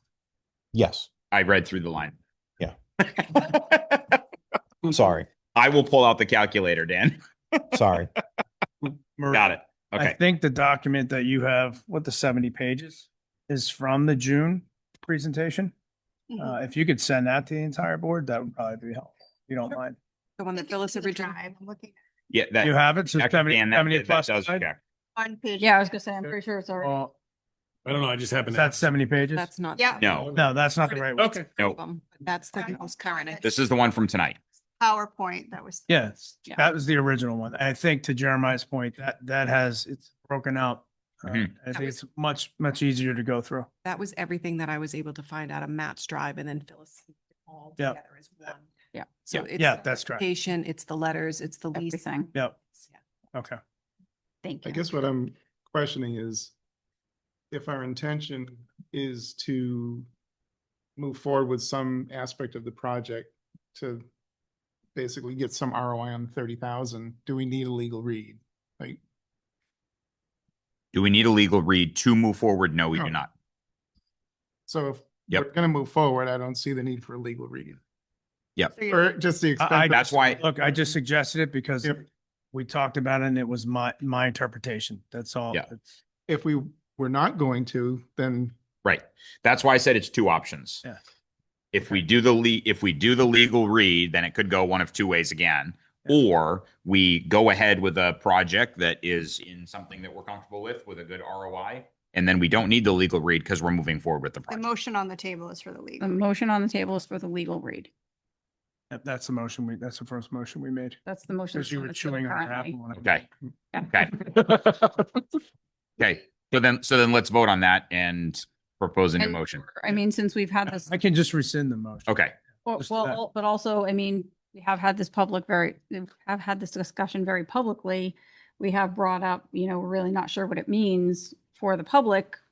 Should we have a quick legal read done? It should only take a couple minutes. It shouldn't be very expensive. Should we consider doing it just so that we can say, we did do the legal read, we know exactly what we're obligated to? That would be my suggestion. I agree with that. Okay. So, Okay. all right, so the motion is for a legal read. I put my motion back on the table. All right, all in favor? All right, so we have Heather, was your hand up? I was. Okay, so Heather, Jeremiah, Maura, Rick, and myself, opposed. but what's the purpose of the legal read? Is it to validate the language is in fact contractual language? Or I is think it, I think you said to, for me, it's to validate that we are obligated to spend $30,000 of taxpayers' money at this point. Mhm. I don't want anybody to do that based upon my interpretation of what I read. You all have you will have the same information I had. You'll have what Matt signed, you'll have the presentation, and you'll have the contract that they sent that was signed by two of their executives with an offer. if we flip the options, vote on, do we want to move forward with some aspect of the project, then that would negate the legal read, right? I don't disagree. All right, so are you a yes or a no? I'm a no, given that we're voting on a legal read before we vote on whether or not we want to implement some aspect of the project to. Yeah, but if you recall, I think the discussion, and we may have even voted, I'm not 100% sure, the majority of the board did not want to move forward with this project. So So- so I don't, You know, I think that's the first step. Not the. Because if full we're million- obligated. Not the full million or whatever it was, right? So not to That shut was the down, vote. but we don't have a motion on the table right now for further discussion. We did just finish the motion and that motion did pass. So if we want to have further discussion, we need another motion on the table. I'm fine moving forward, so I'm Okay. a no on the legal read. Okay. Am I allowed to ask Dan a question? Or am I not? Because we've already voted. Well, there's no motion. There's no motion right now. Can I make a motion to ask Dan what his suggestion or thought is as the director of facilities? Because in my opinion, Dan knows a lot more than I know. And I would like to know, because I think that would help me be prepared in 2 weeks to make a decision. Because if we're making a decision in 2 weeks, I think there's something that maybe should be done. Or I could have a conversation with Dan later, but I would respect his thought and opinion. What we will do is we will ask Dan to put together his thoughts and submit them to Bob, and Bob can share them. Sweet. How's that? Okay. Fantastic. All right. And is Phyllis going to send out that document so that everyone has it? Yes. Okay. Thank you, Phyllis. Thanks, Phyllis. All right. Do you know which one we're talking about? The one you sent me today. Yep. Thank you. That way we all have it at the same time and can review it prior to next meeting. Thank you, Phyllis. Oh, You're a the rock new- star. The new presentation, No, No. the 77 page. the one that you sent, Phyllis, the all scanned document you sent me today. Okay. So if we have further questions about this, let's email Bob or Phyllis for Take 'em. information. Oh. Okay. All right. Line-wise update. Thanks, Dan. Thank you. Thank you, Dan. Also a rock star. Yeah. We like Dan. All right. Do we have an update? Yes. So there was discussion at the August 20th meeting. And in preparation for today, I want to update you all on a couple of things in relation to line rise. There were some really good questions raised to me about that and some concerns as well. We've heard those from other people as well today. Just wanted to clarify that district policy JICL includes language, which I won't read, but I'll read in brief, which is that the schools, computers remain under the control, custody, and supervision of the school district at all times. So the policy is that the computers are ours and they are our control, and that includes supervision of that. And it also states in the next paragraph, the district utilizes filtering technologies designed to block materials that are obscene or harmful to the minors and child pornography, and so forth. So there's more language than that. I can go on if you'd like. There's 3 products that we are considering overall, and my recommendation would be that we move forward with a trial period on the manager, which is the filtering software that is done. As I understand it, we talked to Gordon about this. So it's done. They provide a list. They maintain a list overall. We can also block certain sites at our discretion through that system, but we're not maintaining the list ourselves all the time, which is what we're currently doing through recommendations of other people. But they will block certain things, and that will happen faster, the blocking, because something that may blow up in California will end up blocked on our computers as well. We can free up things if we don't agree with that blocking, or we can add things to that. So we have control over that. That would be the manager. The ClassWise is the tool that would allow teachers to real-time visibility into student screens. So they'd be able to sit in, say, a technology class or a writing class and dip into a student's computer. If the student's struggling writing a paragraph, the teacher could look in there. They could also look in there and see if the kid's watching YouTube videos, though they're blocked. You can't watch YouTube anymore. Right, whatever. And you know, as I say often, the kids are always a step ahead of us anyway. So they're, you know, whatever thing they figure out to watch a video, or they're goofing around doing something else, the teacher can see that. You guys had asked me to do a trial. I have a list of teachers in front of me, some of whom are tech eager. A principal has volunteered to look at this. I'm trying to assemble that team now. I wanted to give them a couple of days to settle into the school year before I started bombing them with that. I've got a paraprofessional on here. I've got teachers in different disciplines, and I'm trying to ferret out the people that are not really the big tech people, as you guys asked. So I'd like the okay to go ahead with that particular trial. The third one is the monitor. That's the digital safety tool. Gordon reached out and he has a meeting with them next week. And did also some research on things like FERPA and our agreement with the police. There's a lot more details that we need to do to get anywhere near the monitor right now. And my suggestion is we put that off to the side until we have a really comprehensive plan and probably have another discussion of whether we want to do it at all. But he's going to talk to the people from LineWise, and he's also reached out to other school districts in the state who use this product. How does it go for you? So, are they getting one hit a year? Are they getting 500 a year? We don't know. So we're going to do a little more research of what is happening real time within the state product.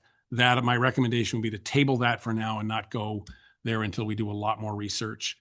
Because that one feels, I think, to everybody, and I'm speaking for everybody, I guess, as a lot more intrusive than the other two. And a lot more concerning about what happens at 3:00 in the morning on a Saturday. If you get a hit, if you will. How does that process work, and making sure it's all worked out before we even think about going there. So I'd like to make a motion so we can discuss. I'd like to make a motion to trial the manager and the class-wise. Second. All right, discussion. I said. Rick was. Did you? Yeah. Dr. Dawson, one of the questions you had for Gordon was how long the trial period was. Did we get that answer? I'm going from memory, but I believe it was a 60-day trial, I believe. That sound right? Ken's nodding his head down there. And how many total people were going to be in the trial? For the manager? Manager would cover everybody. For the entire class. district. The class-wise, we can do up to 10 teachers. So my goal is I sent that email today, is to select the teachers sometime around tomorrow. And then Dan's not meeting with them until next week to give us the how to do that trial. So we'll have time to put a representative group together. Is that across district or middle high school? Right now it's Memorial Middle High. And the class-wise, does that access and ability to go into a student's laptop give them any ability to do that when they're at home? Not to my knowledge. I don't.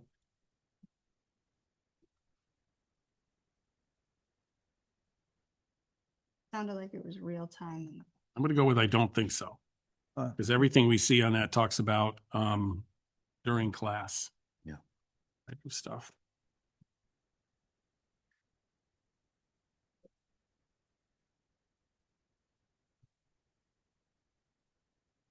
Rick, were you done? I don't want to cut in. No, I'm done with the question. I Okay. like an answer. It says tonight or not. some of their material, just to be fair, and it's just reading the front page, enables powerful digital learning experiences for every class, gives teachers real-time visibility and control over students' online activities in class. Isn't completely answering your question. Yeah, I'll just. I can hear your ChatGPT. brain going on that. Yep. Yeah. Is there, I'm sure there is documentation available, because all I've been able to find is just it's marketing material. So those types of questions might be answered in the actual software documentation. I can definitely find out. So Bob, I appreciate the cross section of teachers for these tools. I appreciate that. I'm always cautious. Like class-wise, I love that. It seems great. Every time we ask the teachers to do one more thing, we always look at it, that one thing, and go, that's not a big deal. I remember when we were doing Hall Pass, it was like, oh my goodness, one more thing for the teacher to monitor, right? So although it sounds great, right? Is this one too many things for the teachers? Are we asking them one too many things? And maybe this is for that group, kind of a prompting question like, hey, is this a tool that you can utilize that's not intrusive into your day? Or is this one of those things that you're sitting in the classroom and you're like, holy cow, now as a teacher, I'm going to get in trouble because I didn't catch little Johnny doing something, or whatever the case may be. So I don't want to saddle the teachers thinking that we're doing something good, but saddle them with something that they actually don't want, and quite frankly makes their job more difficult, even though on the face it looked like it was going to be good. Does that make sense? Yep. Okay, perfect. And is Sam still here? Sam, at some point, would you mind emailing me some of the information that you spent your time researching? I appreciate that, and I'd appreciate seeing it. Cool. Thank you so much. Appreciate it. So can you send it to everybody? Thank you. So I did a quick Google search and it says, yes, in some configurations, line-wise, class-wise can provide teachers with access to student screens outside of school hours. It's not the default feature and it depends on the school setup. Class-wise is primarily designed for in-classroom management, but some schools have enabled an optional feature called parental controls, which allows teacher to monitor devices for a limited time after school or extended filtering and reporting to school-owned devices outside of school hours through the system's integration with Q Studio. So I don't know what that means exactly. It sounds like there is an option for it to be outside of school hours. I don't know if that's something that's automatic, if you have to pay for that ability. I don't know. It does sound like there is the ability for it to Could we amend your amendment to say that we would allow the trial as long as that's not enabled? Yes. I mean, for me, that's. Yeah, no, I'm not- I agree with you. Same thing. Yep. Nope. I make a motion, I amend my motion to trial LimeWise manager and class-wise and ensure that the capability of They call it parental control. Parental- Class-wise. parental controls is not activated. Okay. Second. All right. Thank you. And I'd still like to see the documentation because it's probably 100 different configuration toggle buttons. Yep. Yeah. I want to know what they all are. Yeah. Yeah, no, agreed. Yeah. I did have a quick conversation with a family member who actually works with AI right now. And I'm gonna give them all the information and have them look at it as well to get their feedback, because that's what they do. I think AI was on check. Yeah, but it just in all of this in general, because Yep. there is that AI piece of it and making sure that isn't incorporated in anywhere else That's in the software. So I can get them to look at all maybe this. that's I'll why I try want to to see the actual document. report back. Yeah, yeah. Well, that's why I would like somebody that knows and understands this stuff better to also look at, with us. 'Cause I don't, There's a lot of crazy stuff happening with AI right now. And there's, yeah, this person came back from an AI conference like doomsday. It was not good. So, It's crazy. so yeah, okay. So the motion is. It's to trial the manager and the class wise without the parental controls enabled, Disabled. Or the- without them being You enabled. basically want, Disabled. you don't want us to be able to look at the kids' computers offsite. Offsite, correct. Yep. So. Is there any further discussion on this? All right, all in favor? All right, unanimous on the trial. And Gordon can get us that documentation that Yep. Ken was asking for. Presumably, but yes. Can't speak for him or them, but I'll do my level best. I had questions about the camera and the microphone and other Well, there's a lot of questions. questions. All right, so superintendent search deal update. Rick, since you, Heather, and Jeremiah have been working on this with Zeal. You guys have had your first meeting. I'd love to have you guys give an update on how that meeting went. Sure. Excuse me. We met with Zeal on Thursday, August 28th. I think it was at 10 o'clock. All right, 10 o'clock in the morning via Zoom, I think it was. Jeff Melendez, who's the CEO of Zeal, was in attendance, as well as Bob Tremblay, who was the Framingham superintendent and a senior associate with Zeal. I think, we spent the better half of an hour and 15 minutes. We talked about what Zeal can do for the board, what the board can do for Zeal. We then got into, what I think is sort of the meat and potatoes of what we're hiring them to do. They went through how they would approach stakeholders, search. They wanted to have in-person meetings with elementary PTO leadership, in-person meetings with the middle school, high school PTA boosted leadership, in-person meetings with district office administration, special ed business, in-person meetings with secretaries and administrative assistants, in-person meetings with principals and assistant principals, in-person meetings with elementary teachers, in-person meetings with middle school and high school teachers, in-person meetings with elementary pre-educators, middle school, high school pre-educators, all in person, middle school, high school students in person. And then virtual meetings with elected officials from each town. We discussed, and you guys jump in, correct me if I'm wrong, but we discussed a selectman representative from the towns. Town halls virtual, having virtual town halls for the communities in both Newton and Kingston, and doing a town hall in person as well. And then doing potentially some follow-up school employees virtually as well. There were some questions about how we wanted to do the search versus an open or a confidential search. And I guess, let me just, my notes says we're incorrectly. I remember that, Rick, if you needed it. Yeah, the open search is, so there's an open search and a confidential search, and then we sort of discussed a hybrid approach with what I think we sort of landed on, but I'll let Jeremiah and Heather weigh in. The open search is the candidate names are public throughout the process. It gives maximum transparency. Stakeholders can see and weigh in early. The pros builds trust, strong community, and builds trust and has strong community involvement. The cons, it can definitely shrink the applicant pool. Many sitting superintendents won't risk applying. So confidential search, candidate names are kept private until the board selects the final candidates.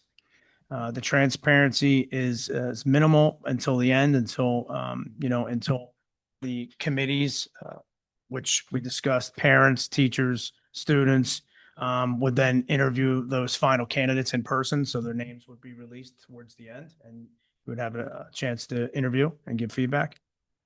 The pros of the confidential search attracts a wider, often stronger pool, especially current superintendents. The cons, you have less community voice early on, and it can create perception of secrecy, which I'm trying to make sure we're not doing as I'm telling you this today. The hybrid approach is candidate names remain confidential during the early stages. Finalists, usually 2 to 3, are made public and invited to meet with staff, parents, and community before the board makes its choice. Transparency is balanced. It's private early, but public at the final stage. So everybody that wants to be engaged gets a chance to meet, ask questions, and provide feedback. The pros, it protects candidacy privacy up front while still engaging the community in the final decision. Cons, it requires clear communication about the process and timing to maintain trust, which is, again, what I'm trying to do today. That would be my suggestion, would be the hybrid approach, because I think we would be able to attract a larger candidate pool, and it give us the best opportunity to put a best-in-class person in the role. There was some questions that needed to be answered, which we should probably discuss tonight. Reimbursement of candidate travel. We decided we were going to speak to the board. Open versus confidential, we said we'd speak to the board.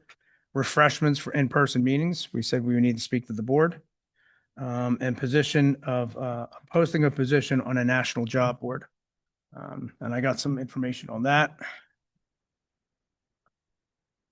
The posting of the position on the National Job Board, which is the AASA, is about $2,150. It'll give us 30 days of maximum exposure and we could also, I'll get to that. To ensure we attract the strongest possible candidates for SAU 17, I would recommend the hybrid approach, posting a superintendent position in both the AASA and the NHSBA. Listing with the AASA provides national visibility, enhances our credibility, and allowing us to draw from a diverse pool of highly qualified leaders. Posting with the NHSBA ensures we reach candidates who are already familiar with New Hampshire's laws, culture, and community expectations, and minimize relocation hurdles.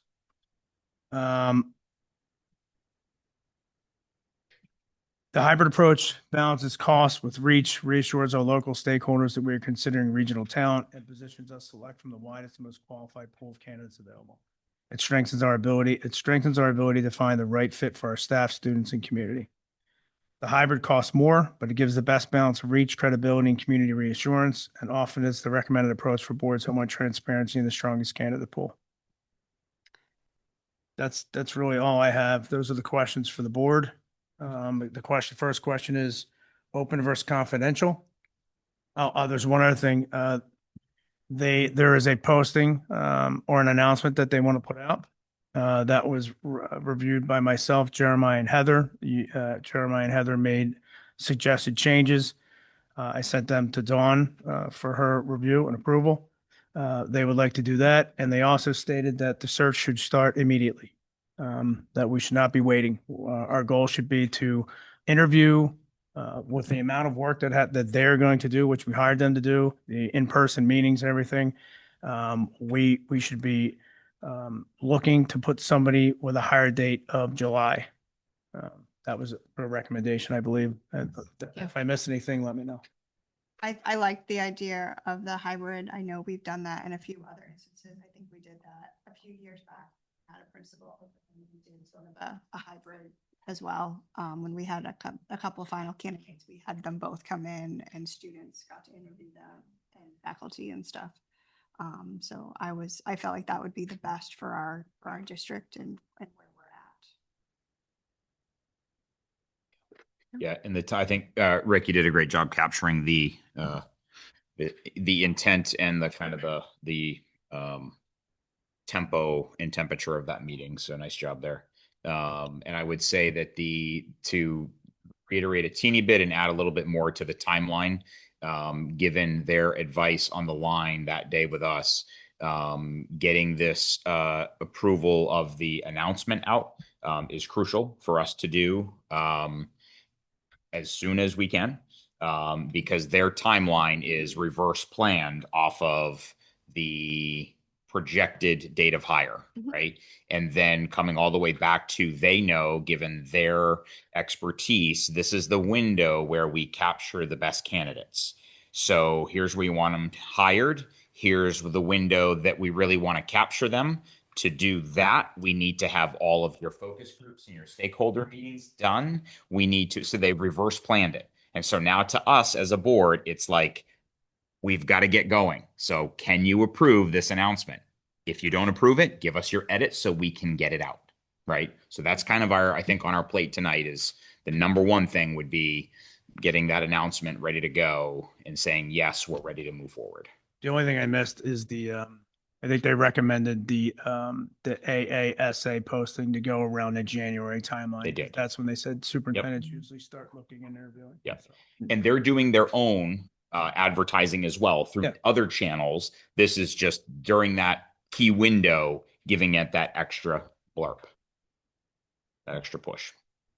Can I just ask a quick question on this? So you're talking about the, when you're talking about getting that release out there, you're talking about just saying that we have contracted them. Yes. Engaged, then we're moving forward. Yep.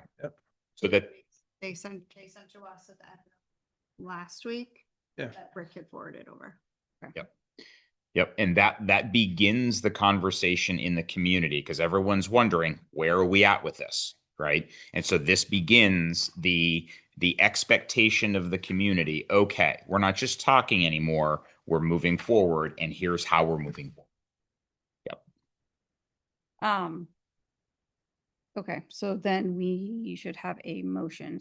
And actually, I don't know that the entire board has this. Was this sent to the entire board? Do we know? Or is it just? I only have. You what have was it? sent. It was sent to the subcommittee and I sent it to you as the chair. Yep. So then, I will. Share this.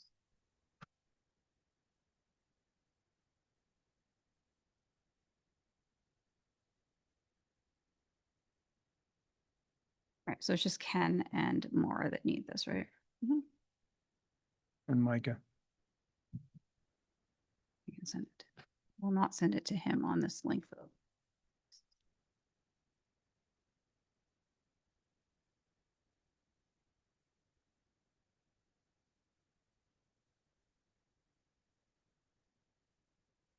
But it's quiet in here. All right, I just sent that. I don't even think I put a subject in. Really doesn't matter. For you, Ken and Maura to read. And do we want to cover, because I had one small edit. Heather, I think you had an edit as well? Yeah. All right, so let's make a motion. Let's get a motion on the table to make a motion to review and make edits for the press release from Zeal. Second. All right. Any discussion on that? All right, all in favor? Unanimous, thanks. Okay. I'm just gonna find my. Ken and Maura, do you have that? now? No, I'm not. You and I don't have to go on my phone. Oh, okay. Must be that email filtering. You were clicking it. Seems to be missing a lot of you. Never get those. Here it is. I built it out of all this discussion. Okay, I got it on my phone, but I don't have it on my, Oh, that's weird. it's not coming out on my computer. Okay. Okay. It's weird, but okay.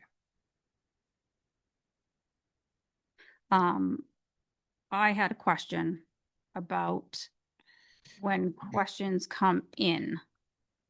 Can we create an email box specifically for this that then sends the questions to the 3 subcommittee members, so all subcommittee members are aware of what is coming in? Is that something that can be done?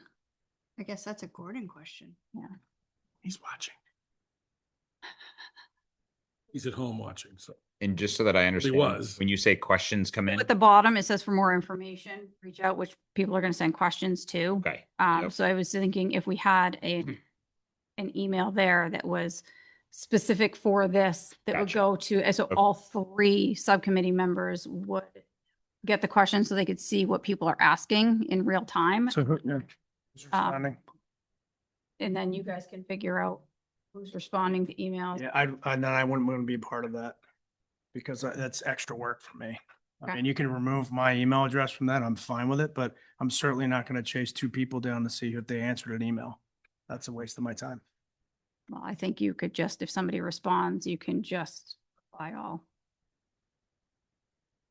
So I think to clarify, because I remember this was actually in the conversation with Heather and Rick and the guys from Zeal. Yep.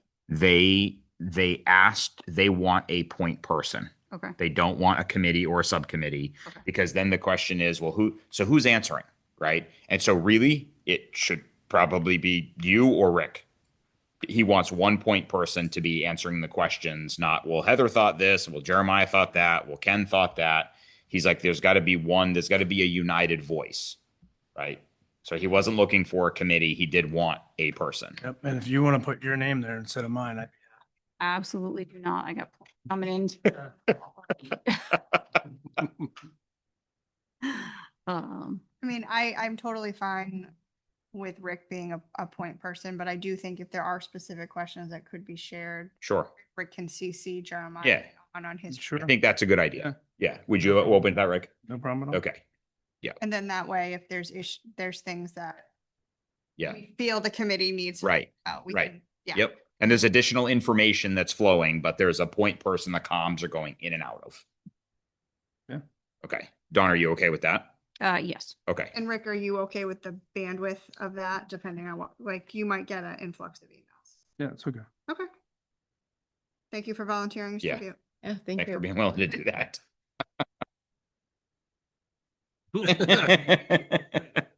And I can see this is my favorite. It's a live document. They've already made the changes that Jeremiah and I recommended. Yeah, as you Okay. made them, I made the changes. Oh, thank you, Rick. You're welcome.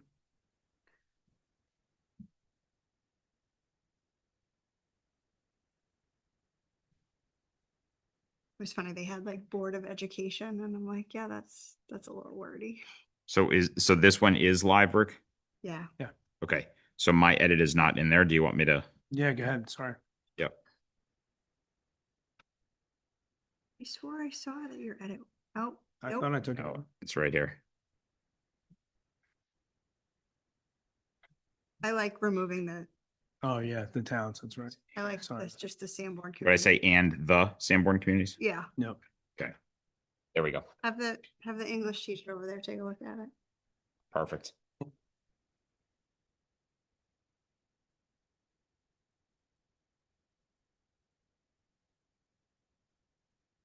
So Maura, Ken, what are you all? You're the only ones that hadn't seen this to date. Correct.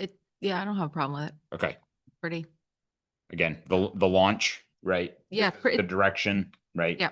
And that way, when when Zeal begins setting up the stakeholder groups, people are not like, what? I didn't know what was happening. When did this come out? Right. And his thing is, we're going to try to get this message everywhere we can. And if that means emails, post boards, town hall, you know what I mean? This message should go out everywhere so the community knows. Yeah, we're missing stuff because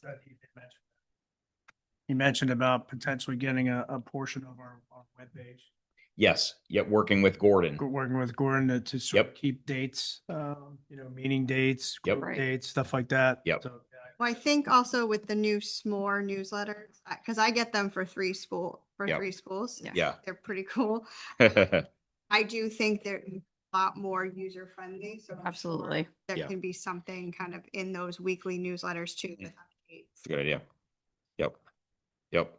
And I think that's why in that, so part of our working document with Zeal is that list of who we're working with at Zeal, who we're working with here on the school board. And then Gordon is actually on there for that specific reason. So that once this message is approved by the board and ready to go out, he'll work with Gordon because he already has Gordon's contact information to get that spot on the website. He's like, I want it easily accessible, right up front where we can. Christine said she could blast it out. Exactly. Yep. Yep. I don't have anything further. So the motion on the table is to approve this. Yep. And then we have the other things we have to approve. Yeah, I don't know that we have to approve. Because I don't think they need to know about, I mean, if we want to approve it tonight, that's fine. Yeah. The posting would be sort of January. Right. So I think we need something by then. Can you pause right there, Rick? Yeah. So if people have questions about that though, let's know now. So that way we can get the answers and we're not just kicking the can down the road. So the posting, you're talking about the National Job Board. Yep. $2,100. The $2,150, whatever that was. Yep. That's an AASA for Yep. national posting for 30 days. For 30 days at that peak window. Yeah. I have no questions. Me personally, I mean, I was sitting on the meeting, Right. but even then, it's no different than if we were putting things on like Right. other Yep. job boards for other things. Okay, so let's, That's a superintendent only job board as well. okay, so let's take a vote on the posting, because that's what the motion is, correct? Yes. So, all in favor? All right, unanimous. Go. Do you want to, so are you saying you need to know now about the 2,150 or there is? We don't need to know now. There is time. Okay. But take that time to figure out what questions you have. That way we can be ready to give him an answer so Okay. he can be ready for that posting. Okay. Yep. All right. I feel like the question about, because I had to log off 10, but you guys finished up 10 minutes after I had to Yeah. log off, unfortunately, but I feel like we love to feed people anyway. So like the refreshment thing, Oh, right. Yeah. like I feel like that's like a, If you remember, we put in the contract that we're only approving expenses that are submitted prior to, so I think Yeah. they're doing a good job. Yeah, they are. Yep. oh, I just figured we, like the district itself would. Yeah. do Cafe service, what we usually- So We can can- you guys That's a good idea. Yeah. send those requests for additionals? Because I know they were talking about candidate travel and like you guys were just talking about refreshments. Can you guys share that? So share it to Bob or Phyllis so they can share that with the board. And that way the board can see everything that we're going to be talking about in the future. I think that would be helpful to see what the things that they're talking about, like for expenses and things like that. Should anything involving this be shared with me? That's why I just said Bob first and then I said Phyllis. Okay. So share to Phyllis. Christine. It sounded like it was shared to either of us. Yeah. Christine has it. Can you ask Christine to send this doc that she has? Yeah. Everybody on the board, please. Thank you. And I think the only thing on the table, right? No. You can't forward to everybody on the board because Right. Yeah. Yeah. It has to come from the SAU. I think the only additional expenses on the table were refreshments and this. Candidates from out of state traveling in to interview, which, I don't think is a question, but Yeah. I guess. That and then the 2,100 some odd. So those three things are what's on the table. Well, Fantastic. haven't been involved in doing this type of a hiring before, so I don't know what does that mean? Is that something that typically the person looking to hire does pay for travel? I honestly don't know. What's the norm? Are we also talking about like finalists or? Yeah, we're talking about like, so they'll do a lot of pre-screening. Right? Correct me if I'm wrong, a lot Yep. of pre-screening of candidates. Yep. Based upon their initial, so reversing that timeline, meet with everybody, get an idea of what the community is looking for, parents, teachers, students, the board. They'll do some pre-screening of people that apply. And then finalist candidates, if they're from out of state, if they're from California, whatever, like we have to discuss whether or not we're going to reimburse for travel. Yeah. We can do a portion, we can do all of it, or we can do none of it. Yeah. If you do none of it, that sends a pretty good statement of the way you run things. So maybe let's think about it. Yeah. And that's And- why it would be nice to have the information ahead so Yep. that we can do our due diligence and maybe ask some questions Sure. of individual, you can pick a committee member to ask questions to. And I also, So hold on though. I want to be clear. This is all we have, Dawn. Yeah. We don't have anything else. Okay. Yeah. But if we have questions, we could ask a committee member that could then ask the question to. Yep. And I think that POC is Rick. Okay. Yep. Perfect. Yep. Okay, fine. Okay, so, thank you for the update on that and we got that going. Yep. And the reasons I also put, board alignment and direction and subcommittee authority is because we don't have to decide this tonight, but I think we need to think about this and we need to have, consistent conversations about it, is making sure that as we're making decisions moving forward, we need to make sure that the board is aligned and we're going in a direction that's right for the district. I mean, that's just important and that's just something that we need to continue to talk about. And then subcommittee authority, right now, I don't necessarily see that there's anything on the table that the subcommittee is going to need authority for. It sounds like so far things can come back to the board. I think we're going to be meeting frequently enough, but at some point there may be something that is going to be extremely time sensitive that the board may want to authorize the subcommittee to make decisions on. So it's just something to kind of think about for the future, that we may need to make a decision, because sometimes we'll be like, okay, yes, we authorize this person to make this decision given these parameters. So that's something that we need to think about as well moving forward. Again, nothing we need to decide on tonight, but just something we need to think about for how the process is going to move forward. Okay. Fantastic. Yes. I have a motion from Heather to move forward to review and edit the press release. Jeremiah seconded that, so that's been done, right? That's. Oh, you know what? I think we thought that it was to review, edit, and authorize. Yep. But it was. I can amend to review, edit, and authorize. Okay. Yep. All right, and then Was there a second, the national post? we are not doing that yet. Yep, That not is yet. not being done yet. Okay, so you amended your motion. Who was the second on it? Second. Okay, so you are amending your second. Second. Okay, so then we'll take a vote again, just to be clear. Okay.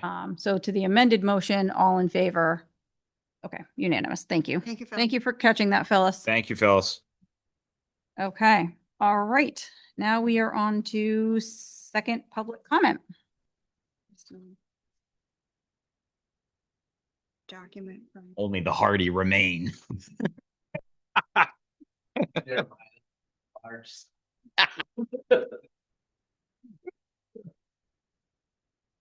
All right, since everybody's jumping up to come to the microphone, there isn't anyone that would like to speak on. Next meeting is of the Sanborn Regional School Board will take place on Wednesday, September 17th, 2025 at 6 p.m. in the library at the Sanborn Regional High School. The next meeting of the Budget Committee will take place on Thursday, September 4th. That will be tomorrow, 2025, 7 p.m. in the library at the Sanborn Regional High School, right back here again. If somebody would like to call us into non-public session. I make a motion to move us into non-public RSA 91-A semicolon 3 Roman 2 ABCL. Second. All right, roll call in. Jeremiah, Yes. Maura, Yes. Rick, Yes. Ken, Yes. Heather, Yes. and myself, yes. Okay.